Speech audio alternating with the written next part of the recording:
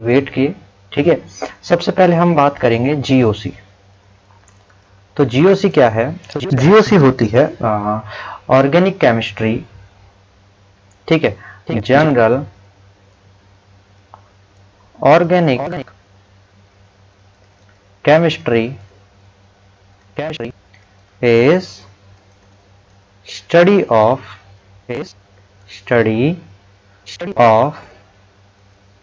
compound containing carbon. ठीक है, तो अपने पास क्या होते हैं, बहुत सारे कंपाउंड्स होते हैं और उन कंपाउंड्स में से वो कंपाउंड्स जिनमें क्या होते हैं कार्बन प्रेजेंट होता है, ठीक है, तो उनको कार्बन कंपाउंड्स बोला जाता है। ठीक है, तो यहाँ पर जीओसी जो होती है वो कार्बन कंटेनिंग कंपाउंड की स्टडी होती है। ठीक है, तो यहाँ पर फॉर एग्जांपल अगर हम देखें तो अपने पास जैसे ग्लूकोज है, तो ग्लूकोज में क्या होता है C6H12O6, ये भी एक कार्बन कंटेनिंग कंपाउंड है। ठीक है, लेकिन अगर हम बात करें H2SO4 की, ठीक है, तो H2SO4 क्या है, कार्बन कंटेनिंग कंपाउंड नहीं है। ठीक है, जैसे अगर हम लोग बात करें सुक्रोज की, ठीक है, तो सुक्रोज क्या होता है, सुक्रोज होता है C12H22O11। ठीक है, जैसे अगर ग्लूकोज को देखें तो ग्लूकोज का स्ट्रक्चर क्या होता है, अपने पास ग्लूकोज का स्ट्रक्चर होता है CHO, उसके बाद 1 2 3 4 5 और नीचे आता है CH2OH। ठीक है, यहाँ OH OH H OH, ठीक है, और फिर आ जाता है H OH H, फिर उसके बाद H और CH2OH। ठीक है, तो अपने पास क्या होते हैं, दो तरीके के कंपाउंड्स होते हैं, एक ऑर्गेनिक कंपाउंड्स होते हैं और एक होते हैं इनऑर्गेनिक कंपाउंड्स। तो वो कंपाउंड्स जिनमें कार्बन और हाइड्रोजन प्रेजेंट होते हैं उन कंपाउंड्स को ऑर्गेनिक कंपाउंड्स बोला जाता है। और हम यहाँ पर उन्हीं कंपाउंड्स की स्टडी करने वाले हैं जिनके अंदर क्या होता है, कार्बन प्रेजेंट होता है। ठीक है, कार्बन के अलावा भी अदर एटम्स हो सकते हैं। फॉर एग्जांपल्स जैसे अपने पास ये होता है, ठीक है, pyridine है, तो यहाँ पर नाइट्रोजन भी प्रेजेंट है। तो बेसिकली अपना जो मेन मोटिव होता है, अपने पास होता क्या है कि केमिस्ट्री में कार्बन की भी केमिस्ट्री होती है, नाइट्रोजन की भी होती है, फास्फोरस की भी होती है, सल्फर की भी होती है और ऑक्सीजन की भी होती है। लेकिन कार्बन की कैटिनेशन पावर, बोलते हैं ना, कार्बन जो बॉन्ड्स होते हैं वो 4 बॉन्ड्स बना सकता है। कार्बन की वैलेंसी कितनी होती है, 4। कार्बन की 4 वैलेंसी होती है, तो कार्बन कितने बॉन्ड्स बना सकता है, 4 बॉन्ड बना सकता है। तो 4 बॉन्ड बना सकते हैं, तो इसके कंपाउंड्स क्या होते हैं, बहुत ज्यादा पाए जाते हैं। इस वजह से हम लोग कार्बन और उसके कंपाउंड्स पर ही क्या करते हैं, स्टडी करते हैं। ठीक है, तो अपन धीरे धीरे इसको स्टार्ट करेंगे। अपना जो पहला टॉपिक रहेगा वो हिस्ट्री से रिलेटेड रहेगा। ठीक है, कि कार्बन कंपाउंड्स की हिस्ट्री क्या है। ठीक है, तो वैसे तो कोई बताता नहीं है, फिर भी अपन जीरो से स्टार्ट करें तो अपने को ये तो पता होना चाहिए कि भाई इसका जन्म कहां से हुआ है। ठीक है, तो अपने पास हुआ क्या था, इन 1675 में एक साइंटिस्ट थे जिनका नाम था NICOLAS, निकोलस लेमेरी। ठीक है, अब ये जो साइंटिस्ट थे, इन्होंने जो कंपाउंड्स होते हैं, कंपाउंड्स छोड़ो, उस टाइम पर केमिकल सब्सटेंस जिसको बोला जाता है कि केमिकल सब्सटेंस, ठीक है, कोई भी जो रासायनिक जो अपने पास पदार्थ है, जो केमिकल सब्सटेंस है, उनको इन्होंने कितने पार्ट्स में डिवाइड किया था, 3 पार्ट्स में डिवाइड किया था। ठीक है, और वो 3 पार्ट्स कौन कौन से थे, सबसे पहला था मिनरल सब्सटेंस। ठीक है, मिनरल सब्सटेंस क्या थे, मिनरल सब्सटेंस वो थे जो हमें किससे प्राप्त होते हैं, किससे ऑब्टेन होते हैं, मिनरल्स से ऑब्टेन होते हैं। जैसे अपने पास गोल्ड हुआ, ठीक है, दूसरा सिल्वर, ठीक है, जैसे आयरन। तो मतलब जो निकोलस लेम्बरी साइंटिस्ट थे, उन्होंने क्या किया था, जो भी केमिकल सब्सटेंस होते हैं उनको 3 पार्ट्स में डिवाइड किया कि सबसे पहले अपने पास होते हैं मिनरल सब्सटेंस, ठीक है, जो हमें किससे मिलते हैं, मिनरल्स से मिलते हैं। फिर उन्होंने क्या कहा था, अपने पास दूसरे टाइप के सब्सटेंस होते हैं जिनको बोला जाता है वेजिटेबल सब्सटेंस। ठीक है, और वेजिटेबल जो सब्सटेंस होते हैं, ठीक है, वो किससे प्राप्त होते हैं, हमें किससे ऑब्टेन होते हैं, वेजिटेबल से। ठीक है। और वेजिटेबल से मिलते हैं तो वो कौन कौन से होते हैं? फॉर एग्जांपल शुगर, ये हमें किससे मिलता है? वेजिटेबल से मिलता है, ठीक है। उसके अलावा जैसे सिट्रिक एसिड, सिट्रिक एसिड ये भी हमें किससे मिलता है? सिट्रस फ्रूट से मिलता है। उसके बाद अपने पास रबर है, ठीक है। तो रबर क्या होता है? अपने पास प्लांट से पेड़ पौधों से, ठीक है। तो रबर जो होता है वो पेड़ पौधों से मिलता है। तो अपने पास दूसरे टाइप के सब्सटेंस कौन से होते हैं? वेजिटेबल सब्सटेंस, ठीक है। और तीसरे सब्सटेंस होते हैं, तीसरे टाइप के सब्सटेंस जो होते हैं वो होते हैं एनिमल सब्सटेंस, एनिमल सब्सटेंस, ठीक है। और एनिमल सब्सटेंस कौन से होते हैं? जो हमें किससे प्राप्त होते हैं? एनिमल से प्राप्त होते हैं। किससे? एनिमल्स से। और वो कौन कौन से होते हैं? जैसे फॉर एग्जांपल अगर हम बात करें तो अपने पास जो होता है एल्बुमिन, एल्बुमिन अंडे में होता है, एग में होता है, ठीक है। उसके अलावा जिलेटिन, जिलेटिन, ठीक है। ये सब हमें जो मिल रहा होता है ये किससे मिल रहा होता है? अपने को एनिमल्स से मिल रहा होता है, ठीक है। तो उन्होंने स्टार्टिंग में जब डिस्कवरी चल रही थी, है ना, इनको क्लासिफिकेशन करने की, तो निकोलस लैम्बरी ने 3 टाइप्स में इनको क्या कर दिया था? डिवाइड कर दिया गया था, ठीक है। लेकिन इसके बाद क्या था कि बहुत सारे केमिकल सब्सटेंस क्या कर लिए गए थे? डिस्कवर कर लिए गए थे, ठीक है। और उसमें ये पाया गया था, ठीक है, इस डिस्कवरी के बाद इस जितने भी प्रोसेस हुई थी उसके बाद क्या हुआ था कि सब्सटेंस को डिवाइड कर दिया गया था। और क्या था कि बहुत सारे सब्सटेंस डिस्कवर हो रहे थे और पता चल रहा था कि जो सब्सटेंस हैं, जो अपने पास सब्सटेंस हैं वो एनिमल्स प्लस वेजिटेबल्स दोनों से क्या किए जा सकते हैं? ऑब्टेन किए जा सकते हैं। तो ये वाला जो क्लासिफिकेशन हो गया था, ये वाला जो क्लासिफिकेशन था अपने पास, ये वाला क्लासिफिकेशन कैसा हो गया था? फेल हो गया था, ठीक है।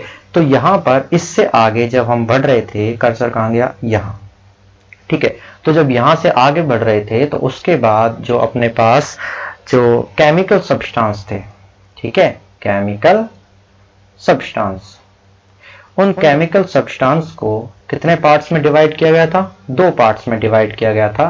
पहला कि अपने पास जो केमिकल सब्सटेंस होते हैं ऑर्गेनिक, एक मिनट, अपने पास जो केमिकल ऑर्गेनिक जो केमिकल सब्सटेंस होते हैं वो 2 टाइप के होते हैं। पहला ऑर्गेनिक कंपाउंड्स और दूसरा इनऑर्गेनिक कंपाउंड्स, इनऑर्गेनिक कंपाउंड्स, ठीक है। तो अब यहां से डिस्कवरी आगे बढ़ रही है कि अपने पास केमिकल सब्सटेंस 2 तरीके के होते हैं।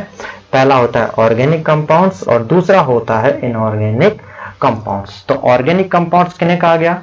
ऑर्गेनिक कंपाउंड्स किन्हें कहा गया कि वो सब्सटेंस, ठीक है, दो substance which are obtained, which are, एक minute, which are obtained from living organism, living organism, मतलब वो सभी सब्सटेंस जो किससे? जीवित जीवों से, लिविंग ऑर्गेनिज्म से मिलते हैं, उनको बोला जाता है ऑर्गेनिक कंपाउंड्स, ठीक है। और यहां पर वो सभी सब्सटेंस जो हमें एक्सेप्ट लिविंग ऑर्गेनिज्म, ठीक है, जो हमें लिविंग ऑर्गेनिज्म के अलावा जितने भी अदर जो सोर्सेज होते हैं उनसे जो भी सब्सटेंस मिल रहे होते हैं उनको इनऑर्गेनिक कंपाउंड्स बोल दिया गया था। और जो सब्सटेंस जो सिर्फ लिविंग ऑर्गेनिज्म से मिल रहे होते हैं उनको क्या बोला गया था? ऑर्गेनिक कंपाउंड बोला गया था, ठीक है। अब यहां पर हो क्या रहा है कि इतना अपने पास क्लासिफिकेशन किया गया था, ठीक है। और इतना क्लासिफिकेशन होने के बाद अपने पास 1815 में एक थ्योरी आई थी, ठीक है। यहां पर एक थ्योरी दी गई थी VFT, और VFT किसने दी थी? ये दी गई थी 1815 में। और ये जो थ्योरी गिवन थी उसका VFT किसने दी थी? बर्जीलियस ने, BERZELIUS, बर्जीलियस, ठीक है। और इस थ्योरी का नाम था वाइटल फोर्स थ्योरी, ठीक है। और इस थ्योरी में बर्जीलियस ने ये बोला था कि कोई भी जो कंपाउंड है वो लैब में सिंथेसिस नहीं किया जा सकता है, ठीक है। एनी कंपाउंड, और कंपाउंड कौन सा? ऑर्गेनिक, ठीक है। Any organic compound can't be synthesis in lab, ठीक है। कोई भी जो कंपाउंड है उसको लैब में सिंथेसिस नहीं किया जा सकता, ठीक है। क्यों नहीं किया जा सकता? क्योंकि जो लिविंग बीइंग्स होती हैं उनके अंदर एक क्या होता है? मिस्टीरियस फोर्स होता है, ठीक है। जो अपने पास लिविंग बीइंग्स होती हैं उनके अंदर क्या होता है? एक मिस्टीरियस फोर्स होता है, ठीक है। जिसको क्या बोला गया था? उन्होंने कहा था कि ये फोर्स होता है वाइटल फोर्स, ठीक है। और वाइटल फोर्स है तो उसी वजह से क्या होता है कि जो कंपाउंड्स होते हैं वो किसी लिविंग ऑर्गेनिज्म के अंदर ही क्या किए जा सकते हैं? प्रोड्यूस किए जा सकते हैं। और इसी थ्योरी को क्या बोला गया था? वीएफटी थ्योरी, ठीक है। लेकिन बाद में हुआ ऐसा 1828, इस थ्योरी देने के बाद, ये 1815 में आई थी, लेकिन अपने पास इन 1828 में क्या था? एक जर्मन साइंटिस्ट थे, ठीक है, जिनका नाम क्या था? वोहलर, ठीक है, वोहलर, ठीक है। अब वोहलर जो साइंटिस्ट थे उन्होंने क्या किया था? कंपाउंड बना डाला। और कंपाउंड किसमें बनाया था? लैब में, ठीक है। और लैब में कौन सा कंपाउंड बनाया था? ऑर्गेनिक कंपाउंड, ठीक है। क्योंकि अभी तक क्या माना जा रहा था कि जितने भी ऑर्गेनिक कंपाउंड्स होते हैं वो सिर्फ एक लिविंग ऑर्गेनिज्म के अंदर बनाए जा सकते हैं, ठीक है, केवल बॉडी के अंदर या लिविंग ऑर्गेनिज्म के अंदर बन सकते हैं, लेकिन लेबोरेटरी में नहीं बनाया जा सकता है। तो फर्स्ट टाइम होलर नाम का साइंटिस्ट था, और होलर नाम के साइंटिस्ट ने क्या किया था कि लैब में उन्होंने क्या किया था? एक कंपाउंड था जिसका नाम था NH4CNO, जिसका नाम होता है अमोनियम सायनेट, ठीक है। अब अमोनियम सायनेट को उन्होंने क्या किया? जैसे ही हीट किया, ठीक है, तो जैसे ही उन्होंने हीट किया तो उनको एक कंपाउंड मिला NH2CONH2, ठीक है, जिसका नाम क्या होता है? यूरिया। और इस कंपाउंड के अंदर क्या कंटेन होता है? कार्बन कंटेनिंग होता है। तो अपने पास लेबोरेटरी में फर्स्ट टाइम जो सिंथेसिस होने वाला जो कंपाउंड था, ठीक है, जो किससे किया गया था? एक कंपाउंड को हीट करके बनाया गया था, ठीक है, विदाउट एनी लिविंग बीइंग।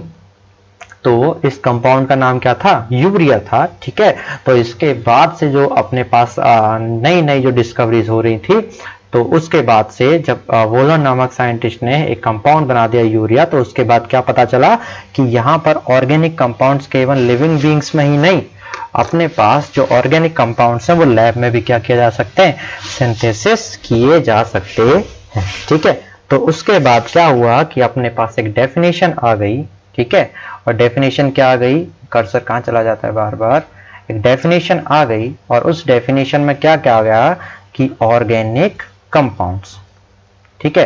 तो ऑर्गेनिक कंपाउंड्स थे, और ऑर्गेनिक कंपाउंड्स की डेफिनेशन क्या आ चुकी थी कि ऑर्गेनिक कंपाउंड्स क्या होते हैं? The study of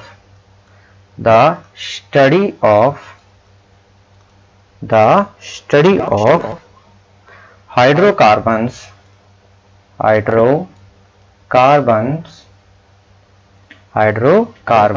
and their derivative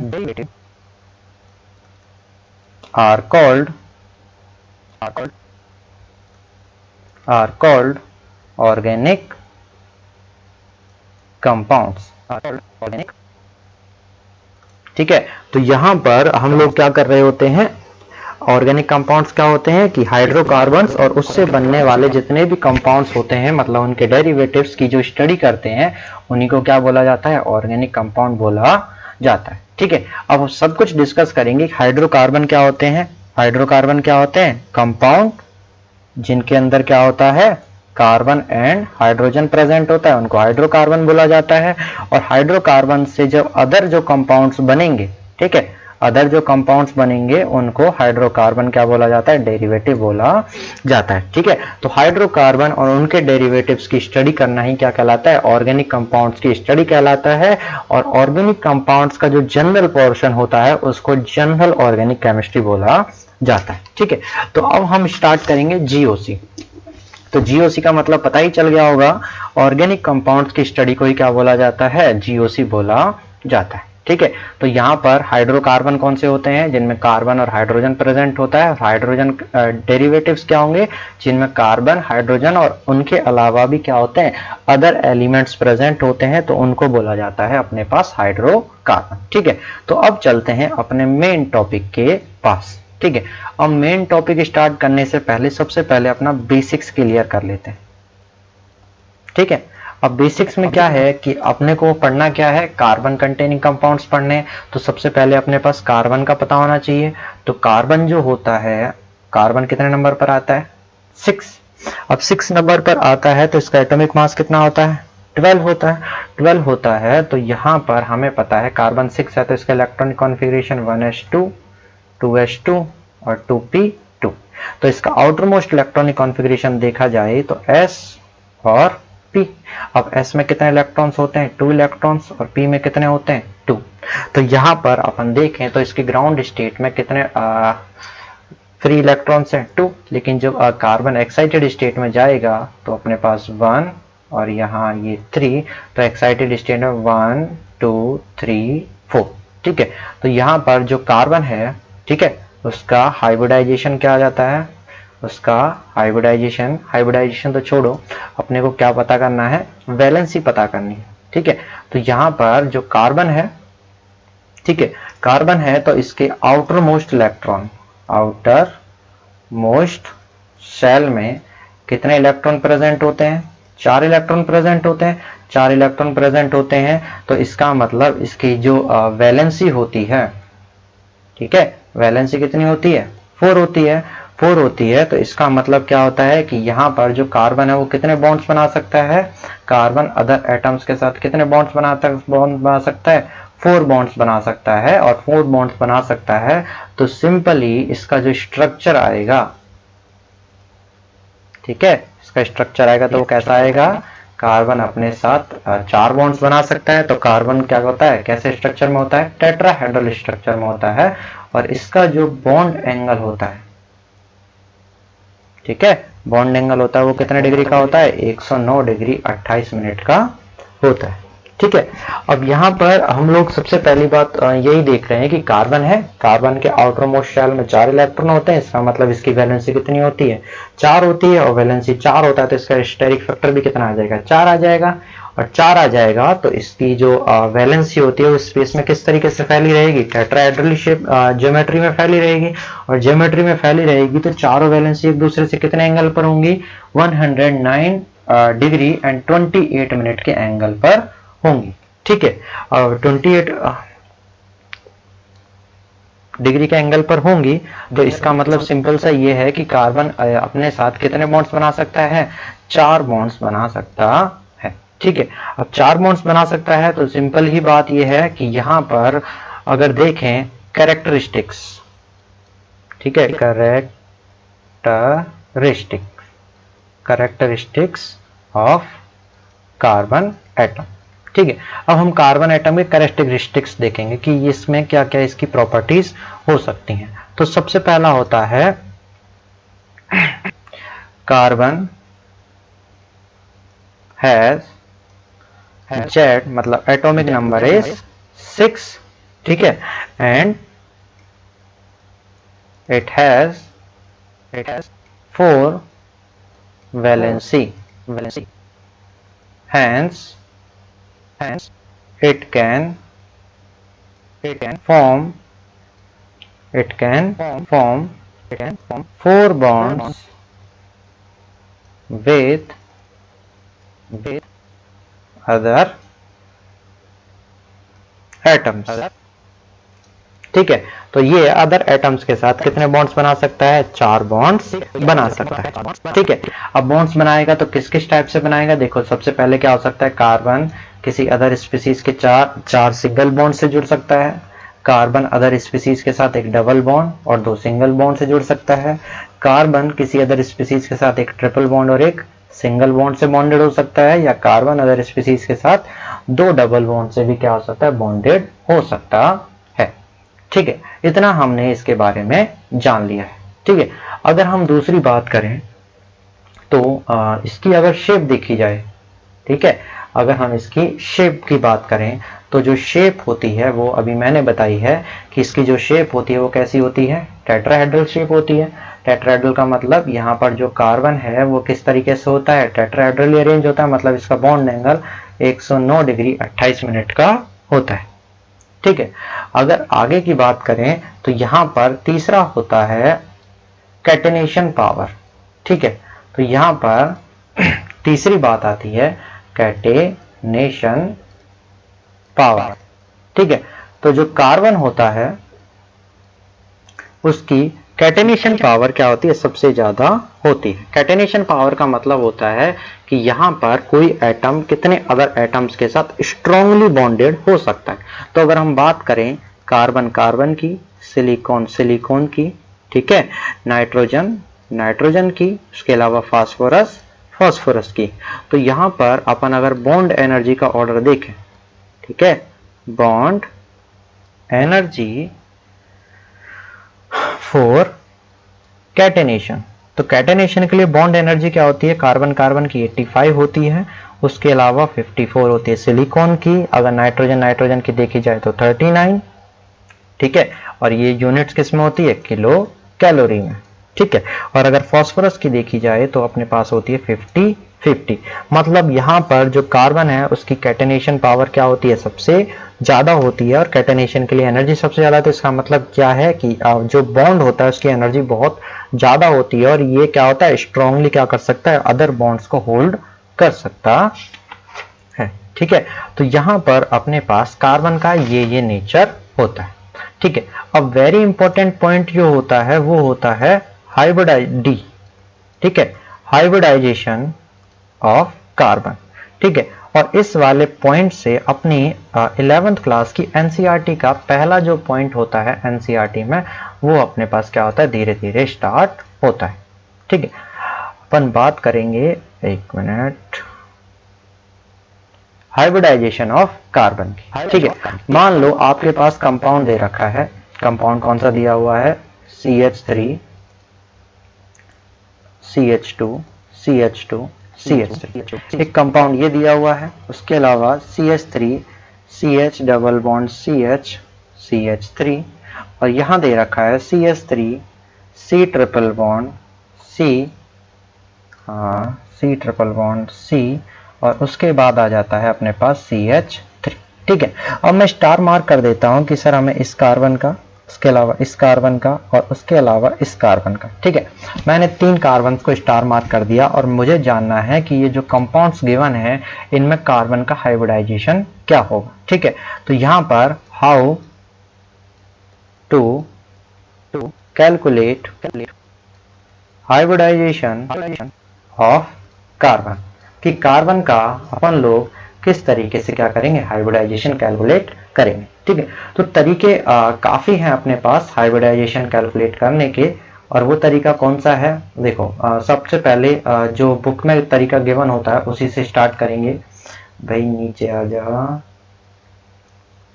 ठीक है, तो अपने पास ये है। तो सबसे पहला क्या होता है, देखो अब अगर मान लो जो कार्बन है, ठीक है, अगर कार्बन है और उस कार्बन पर क्या होंगे, सिग्मा बॉन्ड्स होंगे, और अगर उसके पास कितने सिग्मा बॉन्ड्स है, 4, और पाई कितना है, 0 है। ठीक है, तो अपने पास उस कार्बन का हाइब्रिडाइजेशन होता है sp3। ठीक है, फॉर एग्जांपल अगर हम देख रहे थे ऊपर वाले एग्जांपल में CH3 CH2, इस कार्बन पर कितने हाइड्रोजन है, 1 2, और यहां है CH3। तो अगर इस पर्टिकुलर कार्बन की बात की जाए तो इस वाले कार्बन पर सिग्मा बॉन्ड्स कितने हैं, 1 2 3 4, कितने सिग्मा बॉन्ड्स हैं, 4 सिग्मा बॉन्ड्स हैं, और 4 सिग्मा बॉन्ड्स हैं, और पाई बॉन्ड्स कितने हैं, 0। तो मतलब इस कार्बन का हाइब्रिडाइजेशन कितना होगा, sp3। ठीक है, अगर हम बात करें दूसरी, अगर मान लो कोई कार्बन है, ठीक है, और उस कार्बन पर सिग्मा बॉन्ड्स कितने हैं 3 और पाई बॉन्ड्स कितना हो जाता है 1। ठीक है, तो उस कार्बन का जो हाइब्रिडाइजेशन होगा वो कैसा होगा sp2। ठीक है, और अगर sp2 हाइब्रिडाइजेशन है, ठीक है, तो sp2 हाइब्रिडाइजेशन है तो पता कैसे चलेगा, यहाँ देखो ऊपर एग्जांपल दे रखा है CH3 CH double bond CH CH3। अगर इस कार्बन को देखें तो इस कार्बन पर कितने हाइड्रोजन हैं, इस हाइड्रोजन को ओपन करके लिख लेते हैं। ठीक है, अब यहाँ पर स्मॉल इरेजर ये रहा। ठीक है, अगर यहाँ पर देखें तो ये कार्बन है और इस कार्बन पर क्या होगा, एक हाइड्रोजन होगा, तो सिग्मा कितने होंगे, ये सिग्मा ये पाई और ये क्या हो जाएगा सिग्मा। तो इस कार्बन का हाइब्रिडाइजेशन क्या हो जाएगा अपने पास, इस पर कितने सिग्मा है 3 सिग्मा और 1 पाई, तो इस कार्बन का हाइब्रिडाइजेशन हो जाता है sp2। ठीक है, अब उसी तरीके से अगर हम देखें कि किसी कार्बन पर मान लो 2 ही सिग्मा हो और 2 ही क्या हो सर पाई हो, तो उस कार्बन का हाइब्रिडाइजेशन हो जाता है sp हाइब्रिडाइजेशन। ठीक है, और sp हाइब्रिडाइजेशन कैसे चेक करेंगे, यहाँ देखो इस ऊपर वाले एग्जांपल में CH3 C triple bond C CH3। तो अगर हम जब देख रहे थे तो इस कार्बन पर देखो कितने सिग्मा बॉन्ड्स हैं, एक, ये पहला बॉन्ड इसका बीच का क्या होता है सिग्मा, फिर ऊपर पाई और नीचे पाई। तो इस वाले कार्बन पर कितने सिग्मा बॉन्ड्स हैं, इस कार्बन पर सर सिग्मा बॉन्ड्स हैं 2 और पाई बॉन्ड्स कितने हैं 2 हैं। तो इसका मतलब इस कार्बन का हाइब्रिडाइजेशन कैसा होगा, sp हाइब्रिडाइजेशन होगा। ठीक है, sp3 नहीं, sorry for that, sp hybridization होगा। ठीक है, तो यहाँ पर अपने पास हमारे पास कार्बन के 3 टाइप के हाइब्रिडाइजेशन होते हैं। एक होता है कार्बन का sp हाइब्रिडाइजेशन, एक होता है sp2 हाइब्रिडाइजेशन और एक होता है sp3 हाइब्रिडाइजेशन। ठीक है, अब सबसे पहले अपन थोड़ा सा और बेसिक्स क्लियर कर लेते हैं कि सिग्मा और पाई बॉन्ड्स होते क्या है। ठीक है, या फिर हम कार्बन किसी भी चेन में सिग्मा और पाई बॉन्ड्स को आइडेंटिफाई कैसे करेंगे। तो सिग्मा एंड पाई बॉन्ड्स। ठीक है, अब देखो यहां पर अगर अपने पास अगर एक कंपाउंड दे रखा है, जैसे यहां दे रखा है CH3Cl। ठीक है, और जब इस कंपाउंड को बनाओगे तो हर कार्बन की अपने पास हमें पता है कार्बन की वैलेंसी कितनी होती है 4। तो कार्बन पर कितने हाइड्रोजन होंगे, 1 हाइड्रोजन, 2 हाइड्रोजन, 3 हाइड्रोजन और ये हो गया Cl। ठीक है, तो जब भी अगर किसी एटम को देखें तो जो बनने वाला जो पहला बॉन्ड होता है वो कैसा होता है सिग्मा, यहाँ सिग्मा और यहाँ सिग्मा। और इस कार्बन पर कितने सिग्मा हैं, कितने सिग्मा आ रहे हैं 4 आ रहे हैं। ठीक है, तो अपने पास हमें तो सिर्फ इतना देखना है कि सिग्मा और पाई बॉन्ड्स क्या होते हैं। ठीक है, अब देखो यहाँ पे अगर हम आगे डिस्कस करें तो जैसे अगर मान लो ये कंपाउंड दे रखा है CH3 C triple bond CH। ठीक है, तो सिग्मा और पाई में क्या होगा, CH3 ये कार्बन है। ठीक है, और इस कार्बन के साथ कितने हैं 1 2 3 और दूसरे वाले कार्बन के साथ ये हाइड्रोजन जुड़ा हुआ है। ठीक है, तो जो पहला बॉन्ड होता है वो सिग्मा होता है। यहाँ पर भी कार्बन कार्बन के बीच में जो पहला बॉन्ड है ये सिग्मा है, ये पाई है और नीचे वाला भी क्या होगा पाई, मतलब पहला बॉन्ड सिग्मा होगा। उसके बाद जो बॉन्ड्स आते हैं वो अपने पास कौन से होते हैं, पाई बॉन्ड्स होते हैं। ठीक है, अब अगर हम बात करें अगर हमें कार्बन का हाइब्रिडाइजेशन चाहिए, ठीक है, तो ट्रिक का हम क्या कर सकते हैं, यूज कर सकते हैं। कैसे यूज करेंगे कि यहाँ पर अगर मान लो किसी कार्बन है और कार्बन पर चारों बॉन्ड्स कैसे हैं, सिंगल बॉन्ड्स हो, कैसे हो सिंगल बॉन्ड, तो बिना कुछ सोचे समझे, ठीक है, वहां पर डायरेक्ट हमें लिख देना है उस कार्बन का हाइब्रिडाइजेशन कैसा होगा sp3। ठीक है, अब हम जिस कार्बन का हाइब्रिडाइजेशन चेक करने जा रहे हैं और उस कार्बन पर एक डबल बॉन्ड प्रेजेंट है, ठीक है, एक क्या हो 1 डबल बॉन्ड प्रेजेंट हो, तो बिना कुछ सोचे समझे अपन डायरेक्ट हाइब्रिडाइजेशन लिखेंगे sp2। और मान लो जिस कार्बन का अपन क्या कर रहे हैं हाइब्रिडाइजेशन कैलकुलेट कर रहे हैं उस कार्बन पर क्या है ट्रिपल बॉन्ड प्रेजेंट है, तो बिना कुछ देखे हम लोग डायरेक्ट लिखेंगे कि उसका हाइब्रिडाइजेशन कैसा है sp हाइब्रिडाइजेशन है। ठीक है, लेकिन ये वाला जो ट्रिक है वो एक वाले क्वेश्चन में क्या कर जाता है सर, फेल कर जाता है। ठीक है, और वो क्वेश्चन कौन सा है, वो क्वेश्चन है अपने पास जैसे C double bond O C double bond O। ठीक है, अब यहाँ पर इस कार्बन का अगर हमें हाइब्रिडाइजेशन निकालना है तो अपना जो रूल हो जाता है वो हो जाता है फेल। कैसे, इस कार्बन पर देखो सिग्मा कितने हैं, 1 सिग्मा 2 सिग्मा 1 पाई और 2 पाई, तो यहाँ सिग्मा कितने हैं सर 2 हैं। और पाई कितने हैं 2, मतलब रूल पुराना वाला फेल नहीं होगा, ये ट्रिक वाला रूल क्या हो जाएगा फेल, क्योंकि यहाँ पर अपन क्या कह रहे थे कि किसी कार्बन पर अगर डबल बॉन्ड आ जाए तो क्या होगा sp, लेकिन इस कार्बन पर कितने डबल बॉन्ड्स आ रहे हैं, एक और एक, दो, तो यहाँ पर वही ओल्ड रूल यूज करेंगे अपन, 2 सिग्मा है और 2 क्या है पाई है, तो इस कार्बन का हाइब्रिडाइजेशन कैसा आ जाएगा sp हाइब्रिडाइजेशन होगा। लेकिन अगर अदर केसेस आए इस केस के अलावा तो अपन कौन सा यूज करेंगे, अपन अपनी वाली ट्रिक वाला केस क्या करेंगे यूज करेंगे। कैसे यूज करेंगे चलो देखते हैं। मान लो अपने पास एग्जांपल दे रखा है ये कि अपने पास एग्जांपल है CH3 CH double bond CH CH double bond CH C triple bond C CH3, और मैंने मार्किंग कर दी है कि अपने पास यहाँ पर ये फर्स्ट कार्बन है, ये सेकंड है, ठीक है, ये अपने पास फर्स्ट कार्बन है, ये सेकंड कार्बन है, ये थर्ड है, ये फोर्थ है, ये फिफ्थ कार्बन है, ये सिक्स्थ है, ये सेवंथ है और ये अपने पास 8th कार्बन, और हमें हर कार्बन का क्या करना है हाइब्रिडाइजेशन कैलकुलेट करना है। अब हाइब्रिडाइजेशन कैलकुलेट करना है तो इस कार्बन पर देखो, इस कार्बन पर सारे कार्बन पर जितने भी बॉन्ड्स हैं वो सारे के सारे कैसे सिंगल बॉन्ड्स हैं, तो ये कार्बन कैसा हो जाएगा sp3। अगर सेकंड वाले कार्बन की बात की जाए तो सेकंड वाले कार्बन पर क्या दिख रहा है, एक ट्रिपल बॉन्ड दिख रहा है, एक ट्रिपल बॉन्ड दिख रहा है, तो इसका मतलब ये कैसा होगा sp। इस वाले कार्बन को चेक करें तो इस कार्बन के एनवायरमेंट में, मतलब कार्बन की कितनी वैलेंसी होती है 4, और 4 वैलेंसी होती है तो चारों चेक करो, 3 वैलेंसी एक तरफ ट्रिपल बॉन्ड से है, एक सिंगल बॉन्ड से, मतलब इस कार्बन पर क्या है एक ट्रिपल बॉन्ड प्रेजेंट है, सीधा सीधा इसका हाइब्रिडाइजेशन कैसा होगा sp।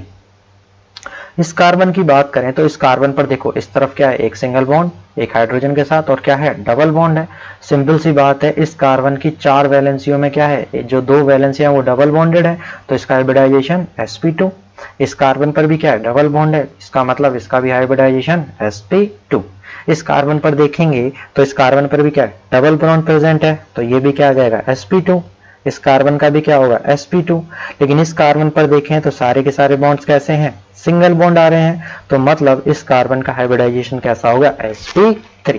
तो यहां से हमने एक चीज सीखी है कि अगर किसी कार्बन पर सारे बॉन्ड्स कैसे हो सिंगल बॉन्ड हो सर, तो वो कार्बन होगा sp3। अगर कार्बन पर डबल बॉन्ड है तो sp2, और कार्बन पर ट्रिपल बॉन्ड प्रेजेंट है तो उस कार्बन का हाइब्रिडाइजेशन हो जाएगा अपने पास sp हाइब्रिडाइजेशन हो जाएगा।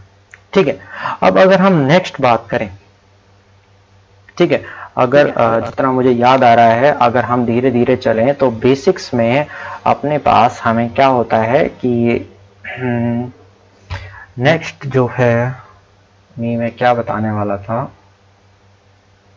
कि हाइब्रिडाइजेशन हो गया, अपने पास सिग्मा बॉन्ड्स हो चुके हैं, हमने इतना डिस्कस कर लिया है।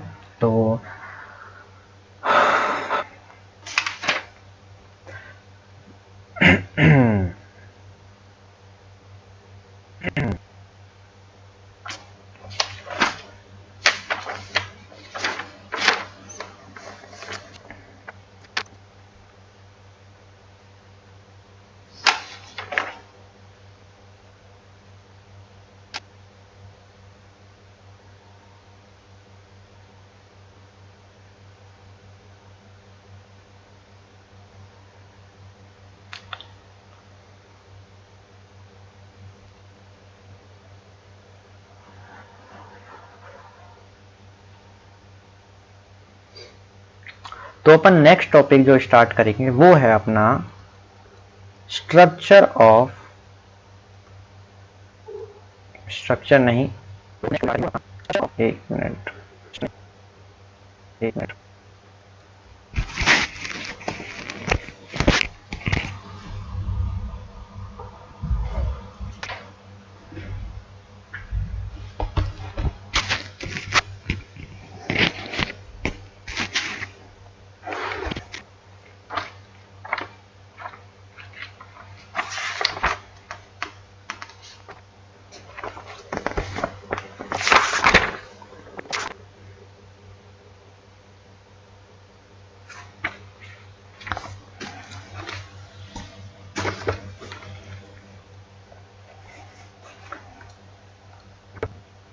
ठीक है। तो अगर हम लोग और एग्जांपल्स में अगर हम क्या करें, ट्राई करें, तो और एग्जांपल्स में जैसे अगर अपने पास जो एग्जांपल दे रखा होता है अपने पास, जैसे अपने पास दे रखा है sir CH3 C double bond OCH3, और हमें इसमें इस कार्बन का क्या करना है सर, हाइब्रिडाइजेशन कैलकुलेट करना है। ठीक है, जैसे अगर अपने पास एक एग्जांपल दे रखा है HC ट्रिपल बॉन्ड N, और इसमें मुझे इस कार्बन का क्या चाहिए, हाइब्रिडाइजेशन कैलकुलेट करना है।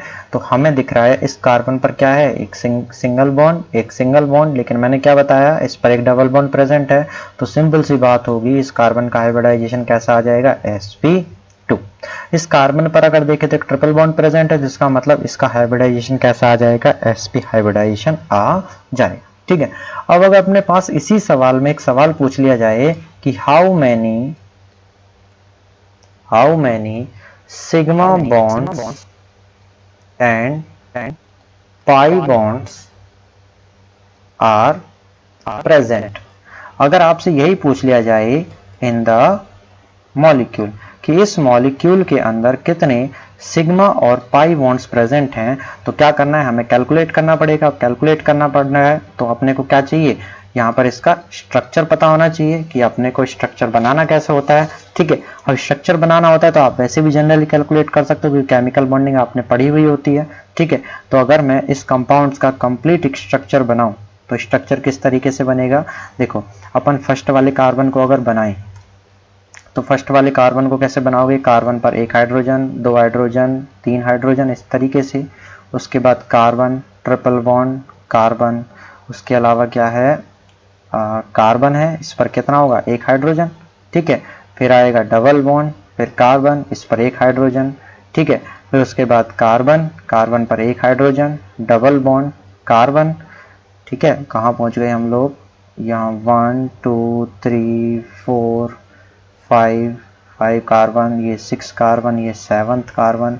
ठीक है, और उसके अलावा इस कार्बन पर एक हाइड्रोजन और नेक्स्ट वाले कार्बन पर हाइड्रोजन, हाइड्रोजन और हाइड्रोजन। तो अपने को सबसे पहले सिग्मा कैलकुलेट करने हैं, तो सर सिग्मा सिग्मा सिग्मा, ये भी सिग्मा, यहाँ सिग्मा होगा, यहाँ सिग्मा, यहाँ सिग्मा, यहाँ भी सिग्मा, सर ये भी सिग्मा, सिग्मा सिग्मा और sigma, sigma sigma sigma sigma और सिग्मा। तो ओवरऑल सिग्मा बॉन्ड्स कितने हो गए, 1 2 3 4 5 6 7 8 9 10 11 12 13 14 15 16 17। तो टोटल अपने पास इसमें सिग्मा बॉन्ड्स कितने हैं सर, 17 सिग्मा बॉन्ड्स प्रेजेंट हैं। और अगर हम पाई बॉन्ड कैलकुलेट करें तो सर अपने पास एक पाई बॉन्ड, यहाँ दो पाई बॉन्ड्स, यहाँ 3 और यहाँ 4 पाई बॉन्ड्स। ठीक है, तो अपने पास टोटल पाई बॉन्ड्स कितने हैं, अपने पास 4 पाई बॉन्ड्स प्रेजेंट हैं। ठीक है, तो अपने पास हम इस तरीके से क्या कर रहे हैं, एक एक स्टेप बढ़ाते हुए अपने जो सिलेबस है उसमें हम लोग आगे बढ़ रहे हैं। ठीक है, तो हमने अब तक क्या पढ़ लिया है, हमने सबसे पहले अब तक नॉर्मल स्टार्टिंग की हिस्ट्री पढ़ ली है। हिस्ट्री के बाद कार्बन की प्रॉपर्टीज पढ़ ली थी। कार्बन की प्रॉपर्टीज पढ़ने के बाद कार्बन का हाइब्रिडाइजेशन पढ़ लिया है, सिग्मा और पाई बॉन्ड्स होते क्या हैं, और सिग्मा और पाई बॉन्ड से हाइब्रिडाइजेशन कैसे कैलकुलेट करते हैं वो हमने क्या कर लिया, डिस्कस कर लिया है। ठीक है, नेक्स्ट जो अपना टॉपिक रहेगा, ठीक है, एनसीईआरटी का भी वही टॉपिक है और अपने पास भी मेन भी वही टॉपिक है। अपन सबसे पहले डिस्कस करेंगे, सबसे पहला है अपने पास स्ट्रक्चरल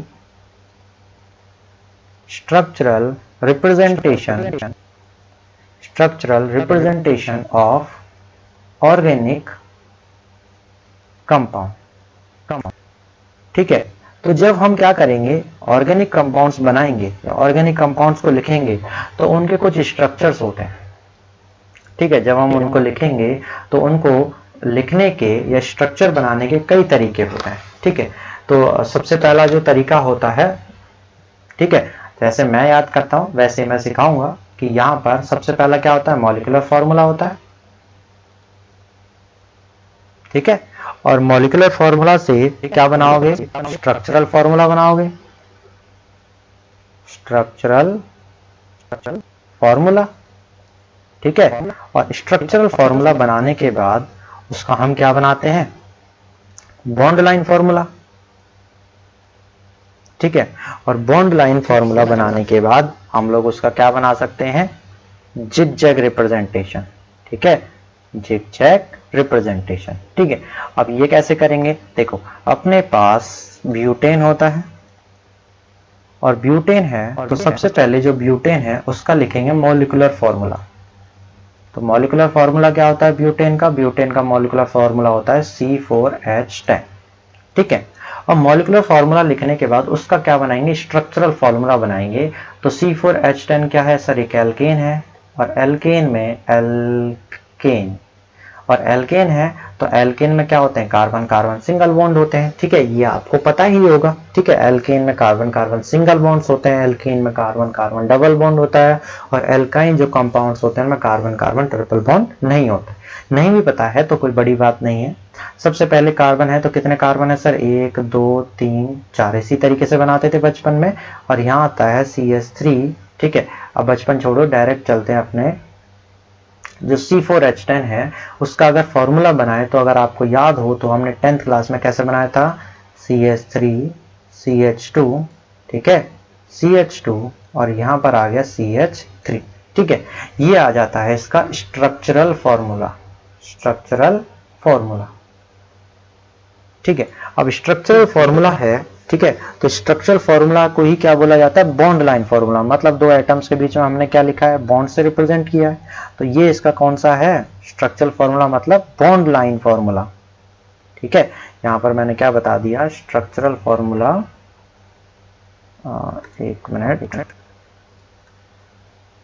स्ट्रक्चरल फॉर्मूला या बॉन्ड लाइन फॉर्मूला।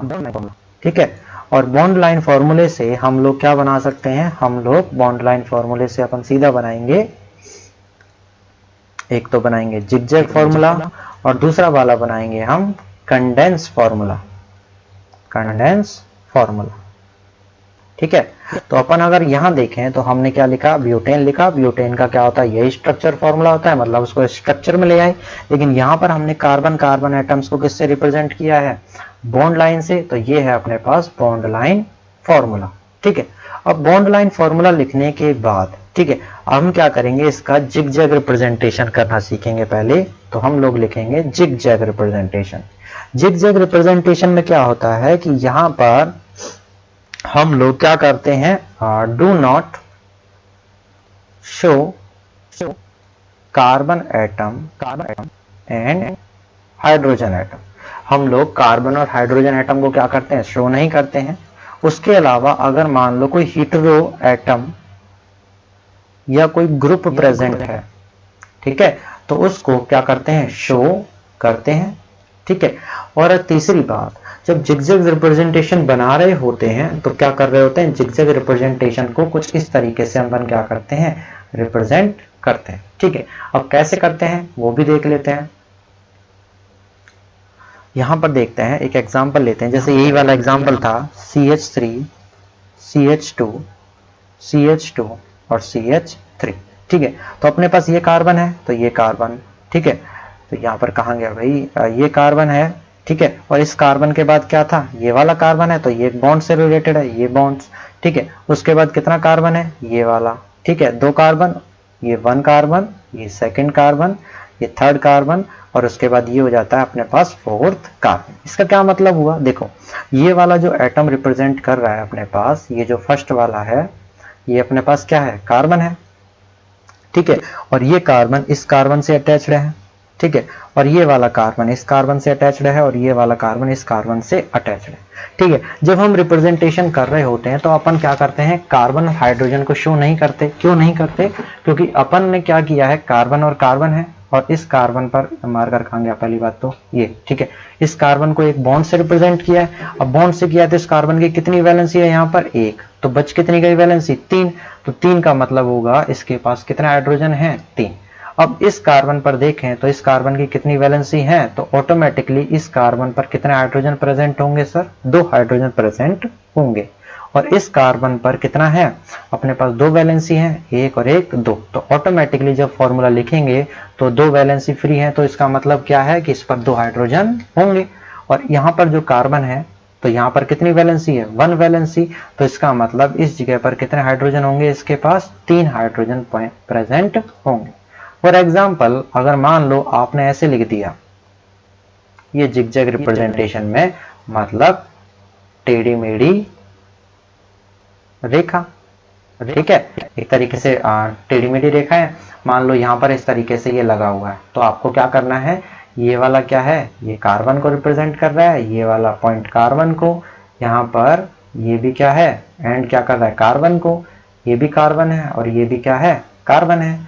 जब कार्बन है तो इस वाले पर यहाँ पर क्या होगा, कार्बन, इसके ऊपर कार्बन, यहाँ से कार्बन, ये भी कार्बन और ये भी क्या होगा, कार्बन होगा। अब हमें क्या करना है, वैलेंसी देखनी है। इस कार्बन के पास एक वैलेंसी है, इसका मतलब इसके पास 3 वैलेंसी कम है, तो इसका मतलब इस पर कितने होंगे, 3 हाइड्रोजन होंगे। इस पर कितनी वैलेंसियां हैं, 1 2 3, इसका मतलब यहाँ पर क्या होगा, 1 हाइड्रोजन। इस कार्बन की 1 वैलेंसी है, तो इसका मतलब कितने हाइड्रोजन होंगे, 3। इस कार्बन की 2 वैलेंसी है, इसका मतलब यहाँ पर 2 हाइड्रोजन होंगे और यहाँ पर 1 वैलेंसी है, तो इसका मतलब क्या होगा सर, 3। और जब इस फॉर्मूले को वापस से लिख देंगे तो क्या बनेगा, CH3, इस कार्बन पर CH और यहाँ CH3, यहाँ CH2 और यहाँ CH3। तो अपन सिंपली क्या कर सकते हैं, जो बॉन्ड लाइन फॉर्मूला है, ठीक है, उसको जिगजैग फॉर्मूले में भी कन्वर्ट कर सकते हैं और जिगजैग फॉर्मूले से हम बॉन्ड लाइन फॉर्मूला भी क्या कर सकते हैं, कन्वर्ट कर सकते हैं। जैसे चलो प्रैक्टिस करते हैं। मान लो अपने पास क्या दे रखा है, ये दे रखा है, ठीक है, एक इस तरीके से अपने पास क्या दे रखा है, अपने पास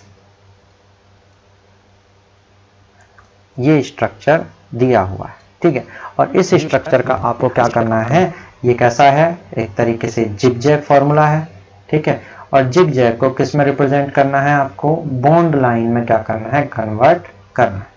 तो आप कैसे कन्वर्ट करेंगे, वही वाली बात है, हम सबसे पहले ऊपर चलेंगे, तो ऊपर जाना ही पड़ेगा, ठीक है। अब अगर अपन देखें तो यहाँ पर दिख रहा है कि ये वाला, इस जगह पर क्या होगा, कार्बन होगा, मान लो कार्बन, ठीक है। अब ये कार्बन है तो इसके ऊपर भी क्या है सर, कार्बन है, तो ये कार्बन हो गया, ठीक है। इसके इधर भी क्या है सर, कार्बन है, ये कार्बन हो गया।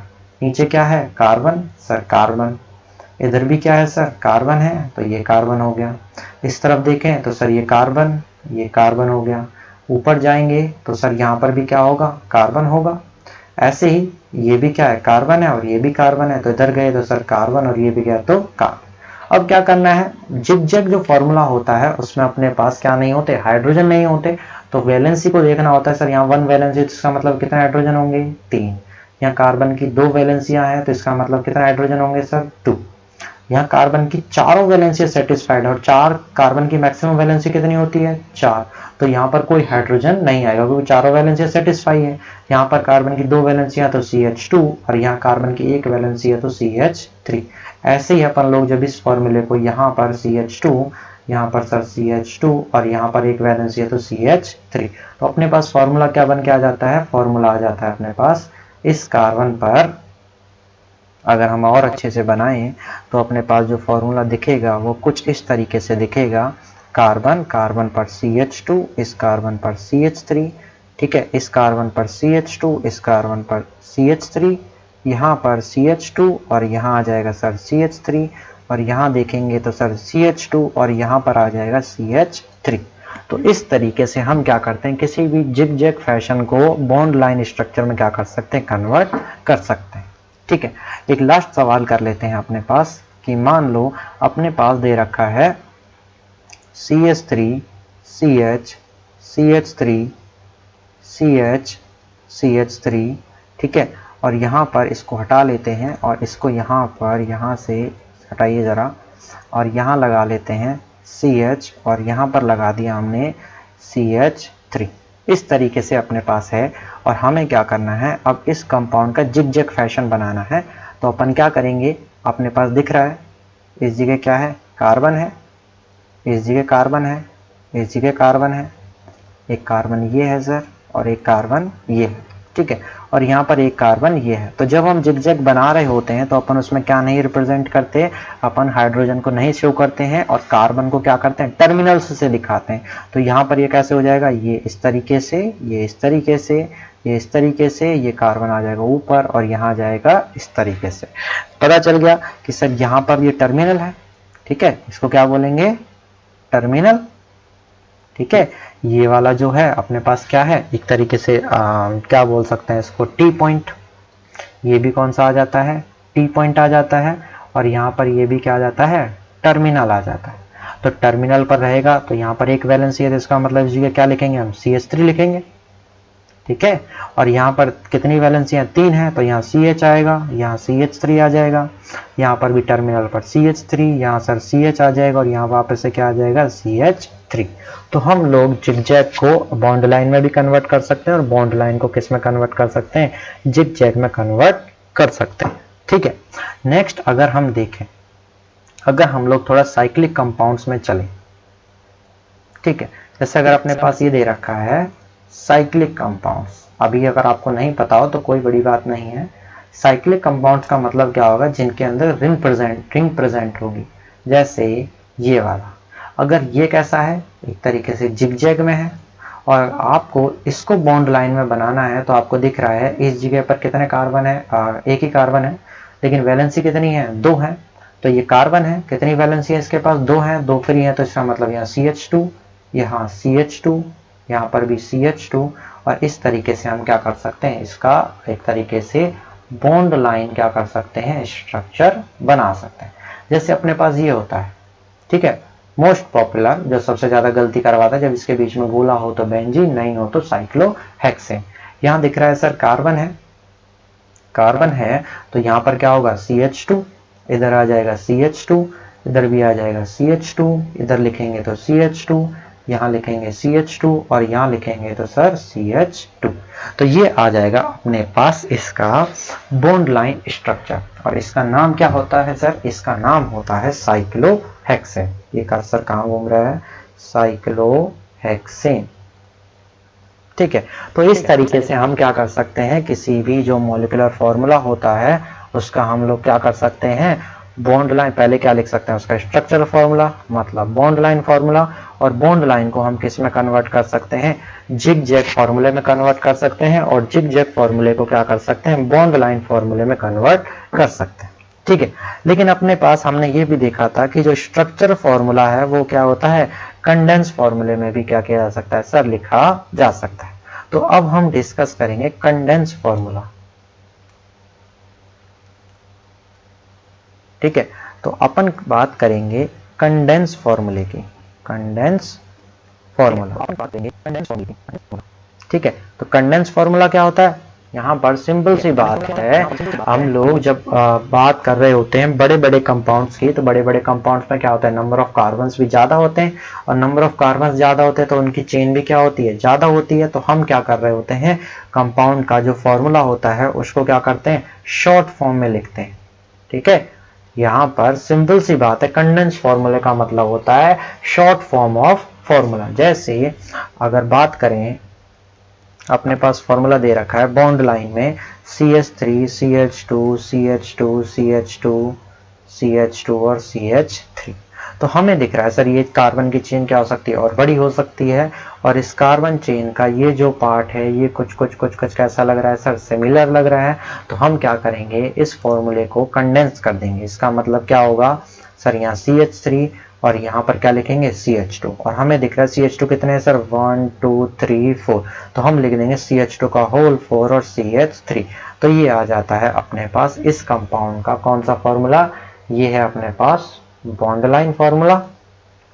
और बॉन्ड लाइन को हमने किस फॉर्म में कन्वर्ट कर दिया है, कंडेंस फॉर्म में हमने इसको क्या कर दिया है, कन्वर्ट कर दिया है, ठीक है। अब कंडेंस फॉर्म में कन्वर्ट कर दिया है तो अपने पास और भी काफी एग्जांपल्स हो सकते हैं। जैसे अगर अपने पास दे रखा है, फॉर एग्जांपल गिवन है N triple bond C CH OH, और यहाँ दे रखा है C ट्रिपल बॉन्ड N, ठीक है। और हमें इसका क्या करना है, ये अपने पास क्या कर रखा है, बॉन्ड लाइन दे रखा है, ठीक है। और बॉन्ड लाइन अगर दे रखा है तो हम लोग क्या करेंगे, इसका बॉन्ड लाइन है तो पहले इसका जिगजैग बनाने को अगर हमसे कहे तो हम लोग इसका जिगजैग कैसे बनाएंगे, यहाँ पर देखेंगे ये कार्बन है, ठीक है। और अगर ये कार्बन है तो कार्बन को कहाँ रखेंगे, बीच में, ठीक है। और हम लोग जिगजैग में कभी भी कार्बन को रिप्रेजेंट नहीं करते हैं। तो सर यहाँ और इससे देखो हीटेरो ग्रुप जुड़ा हुआ है OH, ठीक है। कार्बन एटम को छोड़कर जितने भी एटम्स होते हैं, हीटेरो एटम क्या होते हैं, हीटेरो एटम्स। हेटेरो एटम्स होते हैं कार्बन और हाइड्रोजन को छोड़ के जितने भी एटम्स होते हैं, जैसे nitrogen, chlorine, oxygen, phosphorus, sulphur, ठीक है, जैसे ब्रोमीन, जैसे आयोडीन, ये सभी क्या होते हैं, हेटेरो एटम्स होते हैं, ठीक है। और हेटेरो ग्रुप्स कैसे हो जाएंगे, OH हो गया, ठीक है, NH2 हो गया सर, SH हो गया, ये सभी कौन से होते हैं, हेटेरो ग्रुप्स होते हैं, ठीक है। तो हेटेरो ग्रुप को अपन ने किससे रिप्रेजेंट कर दिया, उसी से, ठीक है, क्योंकि रिप्रेजेंट करना होता है। अब इस कार्बन पर कितने कार्बन जुड़े हुए हैं, अब देखो यहाँ पर CN भी क्या है, हेटेरो ग्रुप है, ये भी कैसा ग्रुप है, हेटेरो ग्रुप है। तो हेटेरो ग्रुप को कैसे लिखेंगे, CN से, और इधर भी क्या लिख देंगे, CN से। तो ये क्या हो जाता है, इसका बॉन्ड लाइन से जिगजैग स्ट्रक्चर, ठीक है। अब हमें दिख रहा है, हम क्या करेंगे, इसका कौन सा फॉर्मूला लिख सकते हैं, कंडेंस, ठीक है।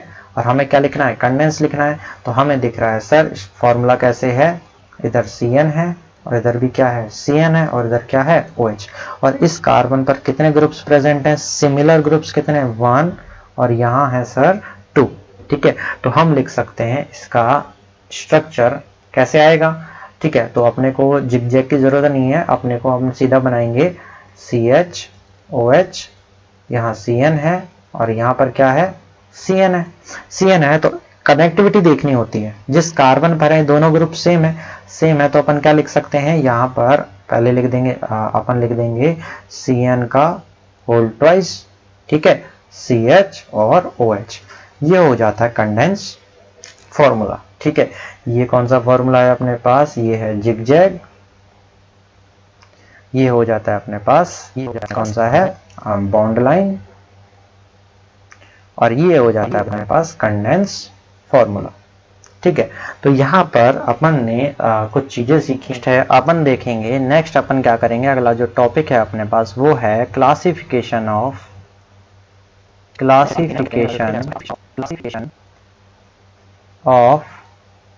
Organic compounds. तो अब हम लोग क्या करने वाले हैं, ऑर्गेनिक कंपाउंड्स का क्या करेंगे सर, क्लासिफिकेशन शुरू करेंगे, ठीक है। तो क्लासिफिकेशन में अपने पास जो ऑर्गेनिक कंपाउंड्स होते हैं, ठीक है, हम लोग किसका क्लासिफिकेशन कर रहे हैं, ऑर्गेनिक कंपाउंड्स का। तो ऑर्गेनिक कंपाउंड्स क्या होते हैं, अपने पास दो तरीके के होते हैं, कौन कौन से होते हैं, एक होते हैं सबसे पहला होता है अपने पास ओपन चेन ऑर्गेनिक कंपाउंड, या जिनको क्या बोला जाता है, एसाइक्लिक, और कभी कभी जब हम देख रहे होते हैं तो इनको एलिफेटिक कंपाउंड्स भी क्या बोला जाता है, एलिफेटिक ऑर्गेनिक कंपाउंड्स भी बोला जाता है, ठीक है। या दूसरे होते हैं क्लोज चेन, या इनको बोला जाता है साइक्लिक कंपाउंड्स, ठीक है। तो यहाँ पर इनमें डेफिनेशन की कोई नीड नहीं है, बस ये समझ में आ जाए उतना काफी है। ओपन चेन कंपाउंड्स के नेम से ही पता चल रहा है कि यहाँ पर कोई चेन नहीं होगी, ठीक है, नो क्लोज चेन, मतलब कोई क्लोज चेन नहीं होगी, बिल्कुल यहाँ पर कैसी मिलेगी आपको, ओपन चेन मिलेगी, ठीक है। मतलब इसके एंड्स क्या होंगे, आपस में कनेक्टेड नहीं होंगे। For example CH3 CH2 CH3, तो ये कंपाउंड कैसा है, एक ओपन चेन कंपाउंड है, ठीक है। अब ओपन चेन कंपाउंड है, ठीक है, अब ओपन चेन कंपाउंड्स है तो अपन पहले इसका डिस्कस कर लेते हैं। ओपन चेन कंपाउंड्स भी कितने टाइप के हो सकते हैं सर, दो टाइप के हो सकते हैं।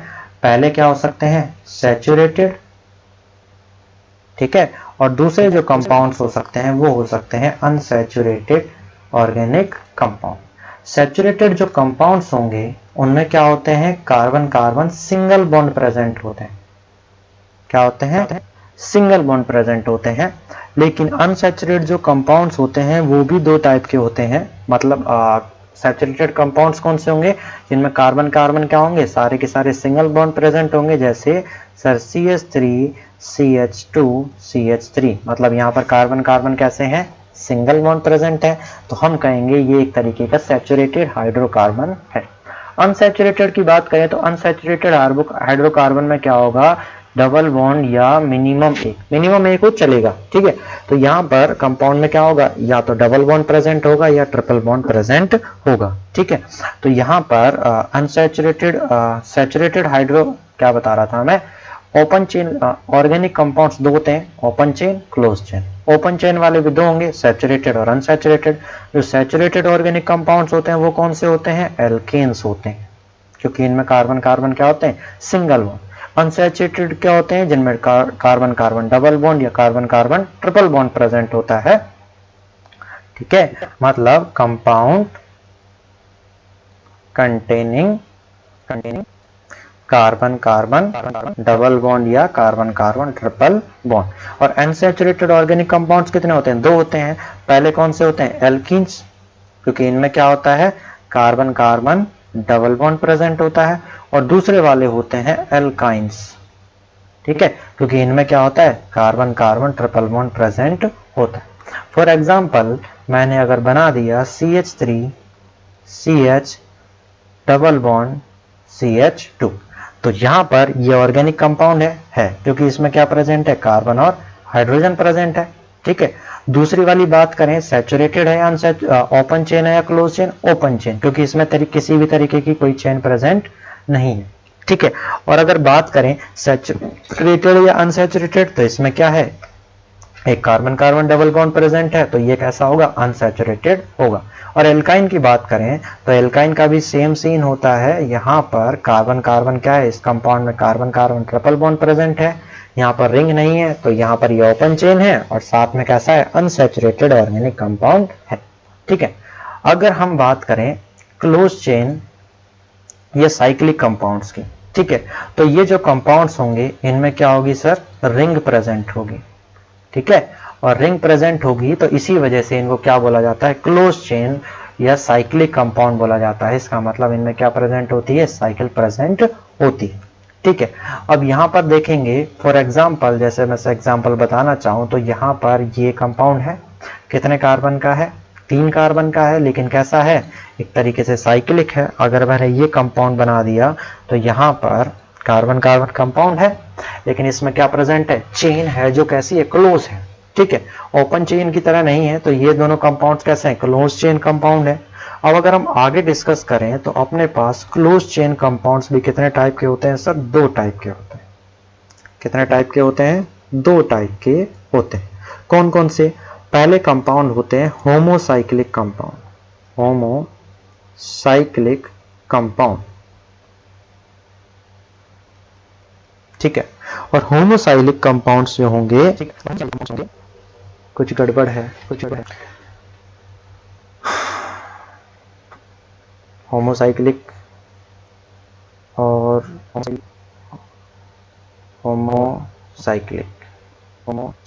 होमोसाइक्लिक नहीं, पूरा कॉन्फ़िगरेशन आपने पूरा पढ़ना चाहिए ना, आधा अधूरा पढ़ने से कोई मतलब नहीं है अपने पास, ठीक है। तो यहाँ पर अपने पास जो कंपाउंड्स होते हैं साइक्लिक वाले 2 तरीके के होते हैं, एलिसाइक्लिक, और दूसरे वाले जो कंपाउंड्स होते हैं वो होते हैं एरोमेटिक कंपाउंड्स, ठीक है। अब एलिसाइक्लिक क्या होंगे, एलिसाइक्लिक और एरोमेटिक कंपाउंड्स में डिफरेंट क्या होगा कि जो एलिसाइक्लिक कंपाउंड्स होंगे उनमें अपने पास कार्बन कार्बन डबल बॉन्ड का अल्टरनेट फैशन नहीं होता है, ठीक है। अब अल्टरनेट फैशन नहीं होता है तो इसका जो मतलब है वो बाद में समझ में आता है, और एरोमेटिक जो कंपाउंड्स होते हैं उनका मतलब भी बाद में समझ में आता है, ठीक है। तो हम लोग धीरे धीरे अपन इस चीज को पॉज मार के आगे बढ़ेंगे, हम सिर्फ समझने का ट्राई करेंगे कि आगे आगे कैसे प्रोसीड हो सकता है, ठीक है। जैसे एलिसाइक्लिक कंपाउंड्स होते हैं वो 2 तरीके के होते हैं, ठीक है। कौन कौन से होते हैं, पहले होते हैं अपने पास homocyclic, alicyclic compounds, alicyclic compound मतलब वो कंपाउंड्स जिनमें क्या होगी, रिंग प्रेजेंट होगी। ऐसे कंपाउंड जिनमें क्या होगी सर, रिंग प्रेजेंट होगी। पहली चीज तो ये है कि सर रिंग तो होगी, ठीक है, और रिंग भी होगी तो रिंग सिर्फ और सिर्फ क्या होगी, कार्बन कार्बन की होगी, ठीक है। जो रिंग होगी वो सिर्फ और सिर्फ किसकी होगी, कार्बन और कार्बन की प्रेजेंट होगी, ठीक है। और दूसरा जो टाइप होता है वो होता है अपने पास हेटेरोसाइक्लिक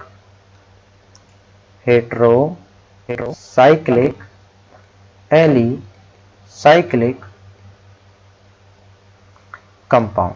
ठीक है, अब ये जो कंपाउंड है यहाँ पर भी क्या होगा कि सर यहाँ पर भी क्या होगा, इस कंपाउंड के अंदर रिंग प्रेजेंट होगी क्योंकि अपन साइक्लिक पढ़ रहे हैं। लेकिन यहाँ पर क्या होगा, कार्बन कार्बन एटम की रिंग के अलावा जो कार्बन कार्बन की रिंग है वहां पर क्या होगा, एक हीट्रो एटम प्रेजेंट होगा। ठीक है, there will be a hetero atom present in carbon carbon chain। ठीक है, क्लोज चेन। तो मतलब अपने पास साइक्लिक कंपाउंड है और साइक्लिक तो होगा, लेकिन साइक्लिक दो तरीके का होगा। और दो तरीके का कैसे होगा कि यहाँ पर मैंने एग्जांपल दे दिया। ठीक है, अगर मैं बात करूं होमोसाइक्लिक कंपाउंड की, ठीक है, और होमोसाइक्लिक कंपाउंड के केस में मैंने लिख दिया एग्जांपल जैसे ये है। ठीक है, तो पहली बात तो क्या है सर, ये साइक्लिक है और साइक्लिक है तो यहाँ पर जो चेन बनी हुई है वो किसकी बनी हुई है, कार्बन कार्बन की बनी हुई है। तो ये कैसा है, होमोसाइक्लिक एलिसाइक्लिक कंपाउंड। ठीक है, लेकिन अगर मैं हेट्रोसाइक्लिक एलिसाइक्लिक की बात करूं तो यहाँ पर जैसे मैंने इस वाले कंपाउंड में क्या किया, ये इस तरीके से बना हुआ है और इसमें क्या है, नाइट्रोजन प्रेजेंट है। तो ये क्या है, एक तरीके का हेट्रोसाइक्लिक कंपाउंड हो जाता है क्योंकि यहाँ पर मैंने क्या कर दिया है, साइकिल के बीच में क्या ला दिया है, नाइट्रोजन एटम को ला दिया है। जैसे मैंने ये कंपाउंड बनाया और इस कंपाउंड के बीच में क्या ला दिया, ऑक्सीजन ला दिया और इसका नाम क्या आ जाता है, टेट्रा हाइड्रोफ्यूरेन। ठीक है, लेकिन अगर मैं इसी की जगह सेम स्ट्रक्चर का कार्बन कार्बन का बना देता, ठीक है, तो यहाँ पर इस कंपाउंड का नाम क्या होता है, इस कंपाउंड का नाम हो जाता है अपने पास साइक्लोपेंटेन। तो अपने पास हमें धीरे धीरे इनका मतलब समझना है कि अपने पास जो एलिसाइक्लिक कंपाउंड्स होते हैं, ठीक है, एलिसाइक्लिक का मतलब साइकिल तो होगी, ठीक है, लेकिन एरोमेटिक और इसमें जो डिफरेंस है वो पढ़ने के बाद समझ में आएगा। एलिसाइक्लिक दो होते हैं, होमोसाइक्लिक जिसमें रिंग होगी लेकिन किसकी बनी होगी, सिर्फ कार्बन कार्बन की। ठीक है, लेकिन हेट्रोसाइक्लिक में क्या होगी, रिंग होगी लेकिन रिंग के अंदर क्या होगा, एक हेट्रो एटम क्या होगा सर, प्रेजेंट होगा। ठीक है, अब हम बात करें एरोमेटिक की। ठीक है, तो हम बात करने वाले हैं एरोमेटिक कंपाउंड्स की। तो अपने पास एरोमेटिक कंपाउंड्स भी हमें बाद में समझ पाएंगे, पहले हम इनका क्लासिफिकेशन देखेंगे। तो एरोमेटिक कंपाउंड्स भी क्या होते हैं, बेंजोइड ऐसे कंपाउंड्स जिनमें क्या प्रेजेंट होगी, बेंजोइड एरोमेटिक, और दूसरे वाले नॉन बेंजोइड एरोमेटिक कंपाउंड्स। ठीक है, मतलब अब देखो मैं पहले डिफरेंस बता देता हूँ, पहले मैं सिंपल क्लासिफिकेशन ही बता दूं। बेंजोइड कंपाउंड्स क्या होंगे, ऐसे कंपाउंड्स जिनमें क्या प्रेजेंट होती है, बेंजीन रिंग प्रेजेंट होती है। ठीक है, जैसे ये होता है अपने पास बेंजीन। ठीक है, और अगर हम देखें तो बेंजीन सही नहीं बनी है, सीखने वालों के तो बेंजीन ही पल्ले नहीं पड़ेगी। ठीक है, तो बेंजीन को हम वापस से ढंग से बनाएंगे, थोड़ा सा टाइम लेकर। 1 2 3 4 5 6 कार्बन की, इसके डबल बॉन्ड, फिर सिंगल, फिर डबल, फिर सिंगल और फिर डबल। ठीक है, इसका नाम होता है बेंजीन। तो ऐसे कंपाउंड्स जिनके अंदर क्या प्रेजेंट होती है, बेंजीन रिंग प्रेजेंट होती है, उनको बोला जाता है बेंजोइड कंपाउंड्स। ठीक है, और दूसरी वाली बात, जैसे दूसरा मैंने कंपाउंड लिख दिया, ठीक है, यहाँ पर इस तरीके से, ये ऑनलाइन बोर्ड पर बनाना बड़ा ही डिफिकल्ट काम है, जैसे इधर इधर इधर इधर 1 2 इधर से ऐसे। ठीक है, और यहाँ पर डबल सिंगल, उसके बाद डबल सिंगल डबल। ठीक है, इसका नाम क्या होता है, इसका नाम होता है फिनोफ्थलीन। फिनोफ्थलीन नहीं होता है इसका नाम, नेफ्थलीन होता है इसका नाम। ठीक है, तो हमने बनाया और इसका नाम क्या होता है, नेफ्थलीन। ठीक है, तो हमें दिख रहा है सर ये कंपाउंड तो बेंजीन ही है, और इस कंपाउंड के अंदर भी देखें तो इसमें क्या प्रेजेंट है सर, बेंजीन रिंग प्रेजेंट है। तो ये जो कंपाउंड्स होंगे ये कैसे कंपाउंड्स होंगे, बेंजोइड कंपाउंड्स होंगे। ठीक है, लेकिन अगर नॉन बेंजोइड्स की बात करें तो ये कंपाउंड्स एरोमेटिक तो होंगे, लेकिन नॉन बेंजोइड का मतलब क्या होगा कि इनमें जो बेंजीन रिंग है, ठीक है, वो बेंजीन रिंग इसमें प्रेजेंट नहीं होगी। फॉर एग्जाम्पल एरोमेटिक तो होंगे लेकिन बेंजीन रिंग उसमें प्रेजेंट नहीं होगी। जैसे अगर हम बात करें ये वाला कंपाउंड, ठीक है, अब ये वाला जो कंपाउंड है इसके अंदर ये एरोमेटिक है लेकिन इसमें बेंजीन रिंग प्रेजेंट नहीं, ठीक है। जैसे अगर हम 7 मेंबर रिंग बनाएं तो यहाँ से यहाँ से यहाँ से यहाँ से, ठीक है, 2 to 4 to 6 और ये 7 और यहाँ मैंने जोड़ दिया ऑक्सीजन, यहाँ डबल बॉन्ड, यहाँ डबल बॉन्ड, यहाँ डबल बॉन्ड। अब ये जो कंपाउंड है ये एक तरीके से क्या है, क्वासी एरोमेटिक कंपाउंड है।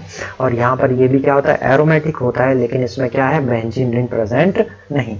अब मुझे ये बताना था कि यहाँ पर अगर मैं बात करूँगा कर्सर इधर, अगर मेरे पास एरोमेटिक कंपाउंड्स और हमें क्या बताना था, कर्सर इधर, हाँ, एलिसाइक्लिक और एरोमेटिक, एलिसाइक्लिक, ठीक है। तो एलिसाइक्लिक और एरोमेटिक जो कंपाउंड्स होते हैं उनमें समझने के लिए, ठीक है, समझने के लिए क्या होता है कि एरोमेटिक कंपाउंड्स में सीक्वेंस होता है, double bond single, double bond single, double bond का, ठीक है। मैं सिर्फ बता रहा हूँ समझने के लिए। जैसे यहाँ देख रहे हो, यहाँ पर कहाँ गया कर्सर, यहाँ से डबल बॉन्ड है, यहाँ सिंगल है, फिर डबल है, फिर सिंगल है, ठीक है, फिर डबल बॉन्ड, फिर सिंगल बॉन्ड, फिर मतलब ऐसा सीक्वेंस देखने को मिलता है, ठीक है ना। मतलब एरोमेटिक कंपाउंड बेसिकली होते तो वो कंपाउंड्स हैं जो क्या करते हैं, हकल के रूल को क्या करते हैं, फॉलो करते हैं, वो एरोमेटिक होंगे। लेकिन एलिसाइक्लिक के अंदर आपको कभी भी ऐसा देखने को नहीं मिलेगा कि सर यहाँ पर double bond single, double bond single, double bond single का सीक्वेंस आपको देखने को मिल जाए, ठीक है। मतलब हो सकता है कि ये कैसे हो सर, अनसैचुरेटेड हो, ठीक है। अनसैचुरेटेड का मतलब क्या होता है कि यहाँ मान लिया यहाँ पर एक डबल बॉन्ड आ गया लेकिन यहाँ पर डबल सिंगल का सीन नहीं है, ठीक है। तो यहाँ पर ऐसी कोई बड़ी बात नहीं है जो समझ में नहीं आए। अपने पास दो तरीके के कंपाउंड्स हैं, एरोमेटिक और एलिसाइक्लिक, ठीक है, या एलिफेटिक, ठीक है। तो यहाँ पर हमने क्लासिफिकेशन देखा और क्लासिफिकेशन में देखा कि अपने पास जो साइक्लिक कंपाउंड्स होते हैं वो कितने होते हैं, दो, एलिसाइक्लिक और एरोमेटिक। एलिसाइक्लिक में क्या होगी, दो तरीके के होंगे, होमोसाइक्लिक मतलब वहां पर साइकिल सिर्फ कार्बन कार्बन की होगी, और हेटेरोसाइक्लिक वाले में क्या होगी, जो चेन होगी वहां पर चेन में कार्बन के अलावा क्या होगा, एक हीटेरो एटम भी प्रेजेंट होगा। ऐसे ही एरोमेटिक कंपाउंड्स भी दो होते हैं, बेंजोइड और दूसरे वाले कौन से होंगे, नॉन बेंजोइड कंपाउंड्स, ठीक है। अब मेरे हिसाब से यहाँ पर एक क्लासिफिकेशन और होना चाहिए, हेटेरोसाइक्लिक एरोमेटिक कंपाउंड, ठीक है। तो यहाँ पर एक और होता है जिसका नाम होता है हेटेरोसाइक्लिक एरोमेटिक कंपाउंड। मतलब ऐसे कंपाउंड्स, तीन तरीके के एरोमेटिक पढ़ लिया हमने। बेंजोइड में क्या होगा, बेंजीन रिंग होगी, नॉन बेंजोइड में बेंजीन रिंग प्रेजेंट नहीं होगी। लेकिन अब तीसरे वाले आ जाते हैं अपने पास, थर्ड टाइप का जो केस है, कौन सा वाला था, हेटेरोसाइक्लिक एरोमेटिक। मतलब अब ऐसे कंपाउंड्स, ठीक है, जो कैसे होंगे, एरोमेटिक होंगे लेकिन उनमें क्या होगी, बेंजीन रिंग भी क्या नहीं होगी सर, बेंजीन रिंग भी प्रेजेंट नहीं होगी। साथ ही जो रिंग होगी उसमें क्या प्रेजेंट होगा, एक हेटेरो एटम भी क्या होगा सर, प्रेजेंट होगा। फॉर एग्जांपल मैंने बना दिया यहाँ पर ये, ठीक है, double bond single double single double, इसका नाम क्या होता है सर, पिरिडीन, ठीक है। अब पिरिडीन है तो सर पहली बात तो क्या है, ये एरोमेटिक है। दूसरा, एरोमेटिक होने के साथ साथ यहाँ पर क्या है, इसमें बेंजीन भी नहीं है तो ये नॉन बेंजोइड है, ठीक है। और साथ ही रिंग में क्या प्रेजेंट है, हेटेरो एटम प्रेजेंट है। तो यहाँ पर ये कैसा है, एरोमेटिक है, साइक्लिक तो है ही लेकिन कैसा है, हेटेरोसाइक्लिक एरोमेटिक है, क्योंकि यहाँ पर जो रिंग है उसमें क्या है, एक हेटेरो एटम क्या है, प्रेजेंट है। जैसे अगर एक और बात करें अपने पास, अगर हम लोग क्या करें, फ्यूरेन या थायोफीन भी होते हैं। तो जैसे अगर मान लो अपने पास ये कंपाउंड है, ठीक है, और यहाँ डबल डबल, ठीक है, इसका नाम होता है फ्यूरेन, ठीक है। और फ्यूरेन है तो यहाँ पर देखने पे पता चल रहा है कि सर ये कंपाउंड कैसा होता है, एरोमेटिक होता है। इसमें बेंजीन रिंग है नहीं, लेकिन हेटेरो एटम प्रेजेंट है। ठीक है, तो अपने पास जैसे जैसे हम फ्यूचर में पढ़ते चलेंगे तो फ्यूचर में जब हम बहुत कुछ सीख चुके होंगे तो वापस से इस पेज को पलटना, और पलटने के बाद आपको समझ में आ जाएगा कि यहाँ पर लोगस LOGOUS सीरीज। ठीक है, तो होमोलोगस सीरीज क्या होती है? ठीक है, यहां पर क्या होता है, ये एक सीरीज होती है, मतलब अ ग्रुप ऑफ कंपाउंड या class of organic compound, a class of organic compound in which contain a particular characteristics functional group। ठीक है, जैसे अपने पास क्या होता है कि होमोलोगस सीरीज होती है। ठीक है, होमोलोगस सीरीज में क्या होता है कि अपन ने क्या किया है, कंपाउंड्स को क्या कर दिया है, अपने पास बहुत सारे कंपाउंड्स होते हैं और बहुत सारे कंपाउंड्स होते हैं, तो हर कंपाउंड्स का क्या होता है, क्या होता है, स्पेशल फंक्शनल ग्रुप होता है। तो अपन ने फंक्शनल ग्रुप के हिसाब से क्या की, एक सीरीज बनाई है और उस सीरीज को बोला जाता है होमोलोगस सीरीज। फॉर एग्जाम्पल अगर हम बात करें एल्केन की, फॉर एग्जाम्पल अपने पास जो पहली होमोलोगस सीरीज होती है वो कौन सी होती है, एल्केन होती है। और हमें पता है सर एल्केन सीरीज में क्या होता है, कार्बन कार्बन सारे कैसे होते हैं, सिंगल बॉन्ड्स होते हैं। तो हमने भी पढ़ा होता है एल्केन में क्या होता है सर, मीथेन। ठीक है, उसके बाद क्या होता है, इसमें ईथेन होता है। ठीक है, एल्केन्स में सर प्रोपेन होता है।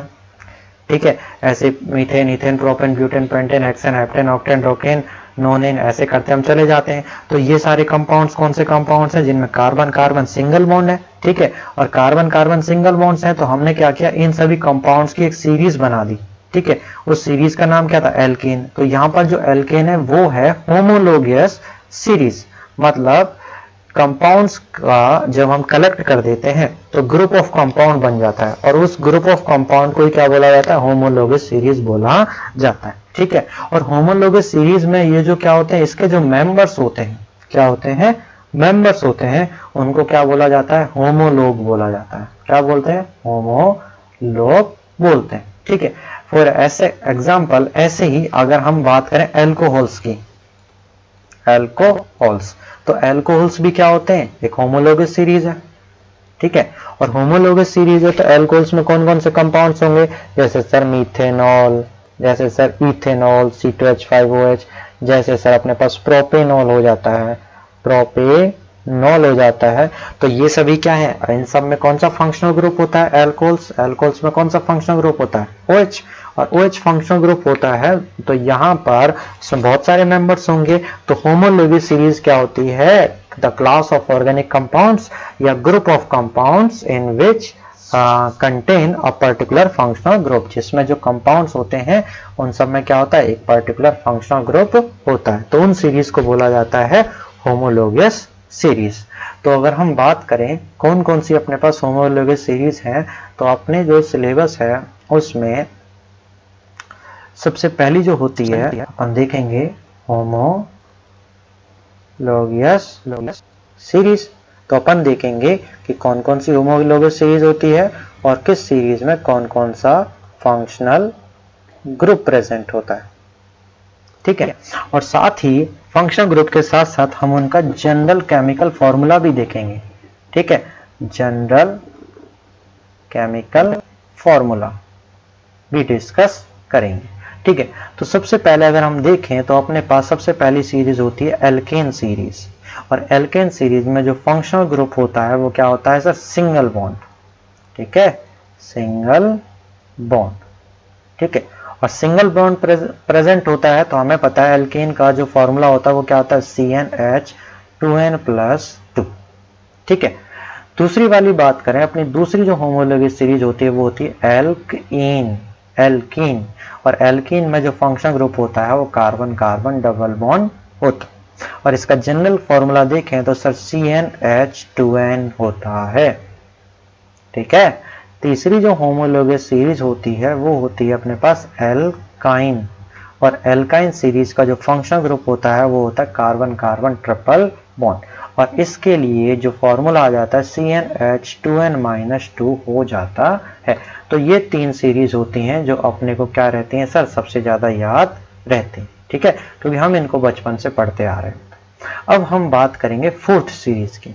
ठीक है, फोर्थ सीरीज, और फोर्थ सीरीज में, ठीक है, फोर्थ सीरीज है तो फोर्थ सीरीज में अपने पास क्या होता है, देखो अपन अगर एल्कीन की बात करें तो एल्कीन में अपन यही जो फॉर्मूला है केमिकल फॉर्मूला, चलो वो बाद में डिस्कस करेंगे।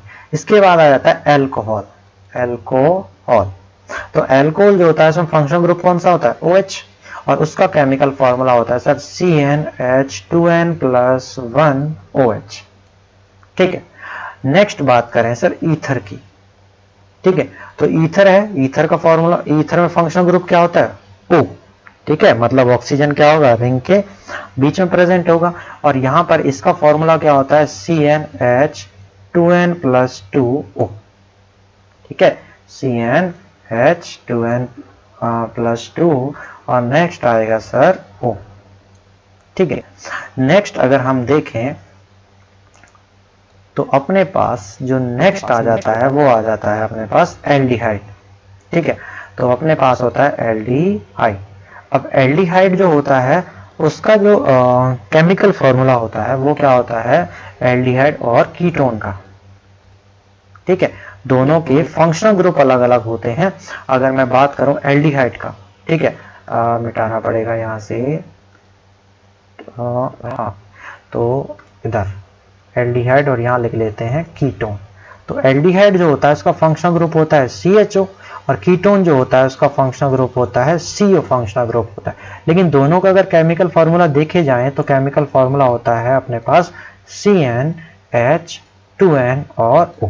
ठीक है, दोनों के केमिकल फॉर्मूले सेम होते हैं। यहाँ पर ईथर और अल्कोहल होते हैं, उनके भी केमिकल फॉर्मूले सेम होते हैं, बस ये H को यहाँ पर अगर हम जोड़ दें तो ये हो जाएगा CnH2n+2O, और नीचे भी क्या होता है CnH2n+2O।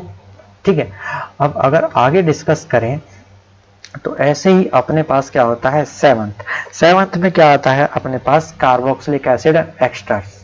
तो कार्बोक्सिलिक, क्योंकि ये एक दूसरे के क्या होते हैं, आइसोमर्स होते हैं, इस वजह से ऐसा हो रहा होता है। तो एस्टर को भी अलग लिखना पड़ेगा सर यहाँ पर। ठीक है, कार्बोक्सिलिक एसिड और साथ में क्या आ जाएगा, एस्टर। ठीक है, तो कार्बोक्सिलिक एसिड जो होता है उसका अपने पास फंक्शनल ग्रुप क्या होता है COOH, और एस्टर का क्या होता है C++OO।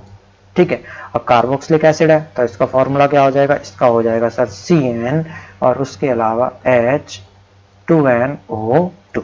ये कार्बोक्सिलिक एसिड का क्या हो जाता है, फंक्शनल ग्रुप लिख लिया हमने, और फंक्शनल ग्रुप के साथ साथ अपने पास इनमें हमने क्या लिख लिया है, इनके केमिकल फॉर्मूले भी लिख लिए। नेक्स्ट जो है अपने पास वो है साइनाइड एंड आइसोसाइनाइड। तो ये अपने पास है 5, 6, 7, 8। नेक्स्ट है साइनाइड एंड आइसोसाइनाइड। ठीक है, साइनाइड एंड आइसोसाइनाइड। तो साइनाइड जो होता है इसका जो फंक्शनल ग्रुप होता है वो क्या होता है C++N, और आइसोसाइनाइड होता है इसका क्या होता है फंक्शनल ग्रुप, इसका फंक्शनल ग्रुप होता है N++C। ठीक है, फॉर एग्जांपल जैसे CH3CN है तो कनेक्टिविटी C से दिखाएंगे, और आइसोसाइनाइड के लिए CH3NC दिखाएंगे। ठीक है, अब यहाँ पर देखा जाए तो इन दोनों का केमिकल फॉर्मूला भी क्या होता है CnH2n-1, और यहाँ पर आ जाता है N। ये होता है साइनाइड और आइसोसाइनाइड का केमिकल फॉर्मूला। उसी तरीके से अपने पास और अगर कंपाउंड देखे जाएं तो और अपने पास कंपाउंड होते हैं नाइट्रो एंड नाइट्राइट। तो नाइट्रो में फंक्शनल ग्रुप होता है NO2, और नाइट्राइट का फंक्शनल ग्रुप होता है सर ONO। ठीक है, तो जो नाइट्रो नाइट्राइट होते हैं, अब इनका केमिकल फॉर्मूला क्या होगा, तो इनका होता है CnH2n+1, और लास्ट में क्या जोड़ देंगे सर हम NO2 जोड़ देंगे। इनका केमिकल फॉर्मूला ये होता है। मतलब इस केमिकल फॉर्मूले से इस सीरीज के, इस होमोलोगस सीरीज के जितने भी मेंबर्स हो सकते हैं हम उन सबको क्या कर सकते हैं, प्रोड्यूस कर सकते हैं। ठीक है, अब लास्ट में कुछ कंपाउंड्स बन जाते हैं तो उनको भी हम क्यों छोड़ें, तो उनको भी हम साथ में ले लेते हैं। तो लास्ट जो रह जाता है अपने पास वो रह जाता है एमाइड। ठीक है, एमाइड के साथ रह जाता है ऑक्साइम्स, ये शायद पता नहीं हो आपको। और उसके बाद आते हैं नाइट्रोसो कंपाउंड्स, पता है तो बहुत अच्छी बात है। ठीक है, तो नाइट्रोसो कंपाउंड्स। ठीक है, तो ऑक्साइम जो कंपाउंड्स होते हैं उनके लिए फंक्शनल ग्रुप क्या होता है, तो सबसे पहले देखेंगे एमाइड, तो एमाइड का होता है CONH2। ठीक है, ऑक्साइम्स का अगर देखा जाए तो ऑक्साइम्स में अपने पास होता है डबल बॉन्ड N और यहाँ पर OH, ये होता है ऑक्साइम का। मतलब अगर पूरा मैं बनाना चाहूं तो यहाँ पर बनेगा CH डबल बॉन्ड NOH, उनमें क्या मिलेगा, ये वाला फंक्शनल ग्रुप मिलेगा। और जो नाइट्रोसो होंगे, नाइट्रोसो वाले में NO ग्रुप मिलेगा। ठीक है, नाइट्राइट में NO2, सॉरी नाइट्राइट में ONO, नाइट्रो में NO2 और नाइट्रोसो में NO फंक्शनल ग्रुप हमें देखने को मिलता है। और इनका जो केमिकल फॉर्मूला होता है वो अपने पास क्या होता है, CnH2n+1। ठीक है, और यहाँ पर होता है NO। ठीक है, अब यहाँ पर दिक्कत ये आती है कि सर हम इनको याद कैसे करेंगे। ठीक है, तो याद करने का बहुत ही इजी तरीका होता है। ठीक है, इजी तरीका कैसे होता है, अपन जब अपनी क्लास पढ़ रहे होते हैं, ठीक है, तो अगर हम देखें तो अपने पास 11th क्लास में सबसे पहला चैप्टर आता है एल्कीन, फिर आता है एल्कीन, लास्ट का जो चैप्टर होता है ऑर्गेनिक का, उसमें 3 चीजें होती हैं, एल्काइन होता है। ठीक है, उसके बाद 12th में आएंगे तो 12th में पहला चैप्टर होता है एल्किल हैलाइड, एल्किल हैलाइड। उसके बाद क्या आ जाता है, एल्कोहल। ठीक है, एल्कोहल के बाद क्या आ जाता है, फिनॉल आ जाता है। ठीक है, फिनॉल के बाद क्या आ जाता है, ईथर आ जाता है। ठीक है, तो मुझे तो मैं आपको पूरा याद नहीं करवाना, तो फिनॉल विनॉल को हटा लेते हैं। ठीक है, और एल्किल हैलाइड को भी हटा लेते हैं क्योंकि उनको बनाना आसान होता है। तो अपने पास 12th क्लास में पहला चैप्टर आ जाता है एल्काइल हैलाइड, उसके बाद आता है अपने पास एल्कोहल, उसके बाद आ जाता है अपने पास ईथर, एल्कोहल के बाद आता है, चलो सारा ही कर लेते हैं, फिनॉल, उसके बाद क्या आ जाएगा, ईथर। ठीक है, उसके बाद क्या आ जाएगा, अगला जो चैप्टर है, अगला जो चैप्टर आता है वो एल्डिहाइड आता है। उसके बाद कौन आता है, कीटोन, कीटोन के बाद आ जाता है अपने पास कार्बोक्सिलिक एसिड, और फिर आ जाता है अपने पास एस्टर। ठीक है, अब याद करने का देखो तरीका क्या है, तरीका ये है, एल्केन का होता है CnH2n+2। ठीक है, एल्कीन का उसके साथ याद हो जाता है, 2 हाइड्रोजन कम कर दो, CnH2n, और इस एल्काइन का क्या करेंगे, CnH2n-2। ठीक है, अब बात करते हैं एल्किल हैलाइड की। तो एल्किल हैलाइड बनता कैसे, पहले वो देख लो। अपने पास एल्केन होता है, तो जैसे CH4 है, इसका एल्किल हैलाइड बनाया तो मान लो मैंने CH3Cl बना लिया। तो कैसे बनाते हैं, अपने पास एल्केन क्या होता है, CH और H, और यहाँ पर क्या बनाया है, CH और मान लो एल्किल हैलाइड में Cl की जगह मैंने जोड़ दिया X, क्योंकि हैलाइड बनाना है तो कोई भी हाइड्रोजन जोड़ दो, तो यहाँ जोड़ दिया मैंने X। तो किया क्या है, मैंने एक हाइड्रोजन हटाया, एक हाइड्रोजन हटाया और एक हाइड्रोजन क्या किया, जोड़ दिया। तो यहाँ से एक हाइड्रोजन हटाया और एक हाइड्रोजन जोड़ दिया। तो जोड़ने से पहले ये एल्केन था, और एल्केन का फॉर्मूला क्या होता है, CnH2n+2। अब यहाँ से हमने क्या किया, एक हाइड्रोजन को कम किया है और जोड़ा क्या है, एक हाइड्रोजन को। तो एक हाइड्रोजन कम करो जरा, तो CnH2n+1, और एक हाइड्रोजन जोड़ देंगे तो X। तो ये निकल कर आ गया अपने पास एल्किल हैलाइड का CnH2n+1 और ये आ गया X। ठीक है, ऐसे ही हम लोग अल्कोहल बना सकते हैं।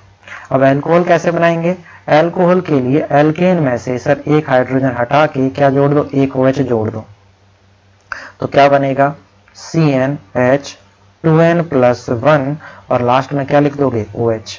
ठीक है, और हमें पता है एल्कोहल का और ईथर क्या होता है, एक दूसरे के आइसोमर्स होते हैं, तो एल्कोहल और अपने पास ईथर का क्या आ जाएगा, CnH, क्योंकि यहाँ पर क्या है, ये किसका आता है, एल्कोहल का, और अगर ईथर बनाना है तो H को यहाँ जोड़ दो, क्या बन जाएगा, CnH2n + 2O, तो ईथर का क्या हो गया, CnH2n + 2 और यहाँ आ गया O।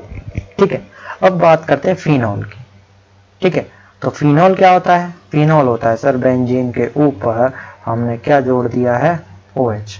ठीक है, तो फिनॉल का फॉर्मूला लिखने की कोई जरूरत नहीं है, फिनॉल का फॉर्मूला होता है C6H5OH। ठीक है, ये तो अपने पास चैप्टर के नाम से मैंने लिख दिए थे। ठीक है, अपने को निकालना है एल्डिहाइड और कीटोन का। अब ये दोनों आइसोमर्स होते हैं, अब आइसोमर्स होते हैं तो यहाँ पर देखें तो यहाँ पर एक एल्डिहाइड होता है COH और कीटोन होता है COR, CO इस तरीके से। अब याद कैसे करना है, याद ऐसे करना है कि सिंपल सी बात है, कहाँ गया कर्सर के, कहाँ यहाँ है। ठीक है, तो जो भी गड़बड़ है देख लेना। ठीक है, तो यहाँ पर एल्डिहाइड का क्या लिखेंगे, यहाँ कार्बन CN है, CN लिख दिया। ठीक है, हाइड्रोजन में करना कुछ नहीं है, 2 को क्या कर देना है, कम कर दो। ठीक है, तो CN क्या लिख दिया मैंने,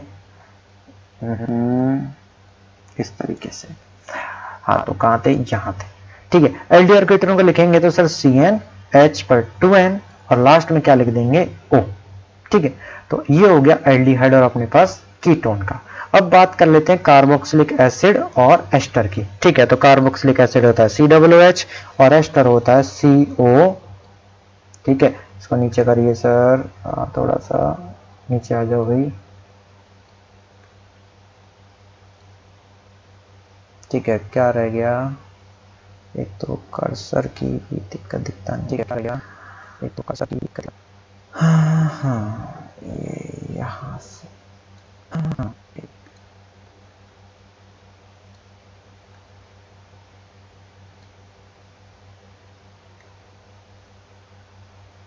यहाँ था। ठीक है, तो यहाँ पे हम लोग देख रहे थे कि एल्डिहाइड और कीटोन का ये आ गया था। अब एस्टर का निकालना है, तो देखो पहले से इसमें कितना था, CO 1 था, इसमें CO कितना था, 1, इसमें भी CO कितना था, 1 था। लेकिन यहाँ पर एस्टर में जब हम देख रहे होते हैं तो यहाँ पर क्या हो जाता है, CO के साथ 1 ऑक्सीजन और बढ़ गया और यहाँ पर भी CO के साथ 1 ऑक्सीजन बढ़ गया, तो बढ़ा दो CnH2n और यहाँ कितना कर दो सर, O2 कर दो, तो ये हो जाता है अपने पास कार्बोक्सिलिक एसिड का। ऐसे ही अगर सबसे पहले क्या आता है, CN आता है, साइनाइड आता है और फिर क्या आता है, आइसोसाइनाइड आता है। ठीक है, फिर कौन आ जाता है, नाइट्रोसो, मतलब नाइट्रो, एक NO2 और एक आ जाता है ONO। तो साइनाइड में क्या याद रखना है, CN में क्या करना है, CnH और उसके बाद 2n-1 और यहाँ पर क्या लिख दोगे, नाइट्रोजन है तो N लिख दो, और जब नाइट्रो के लिए लिखोगे तो CnH, अब 2n-1 की जगह 2n+1 कर देना है और लास्ट में क्या लिख देना है, NO2। ये हो जाता है आपके पास किसका, नाइट्रो और नाइट्राइट का।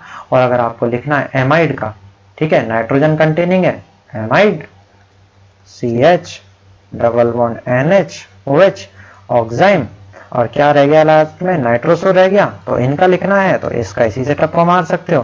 कैसे लिखोगे, सेम है, CnH 2n+1 और लास्ट में नाइट्रोसो के लिए क्या आता है, NO आता है।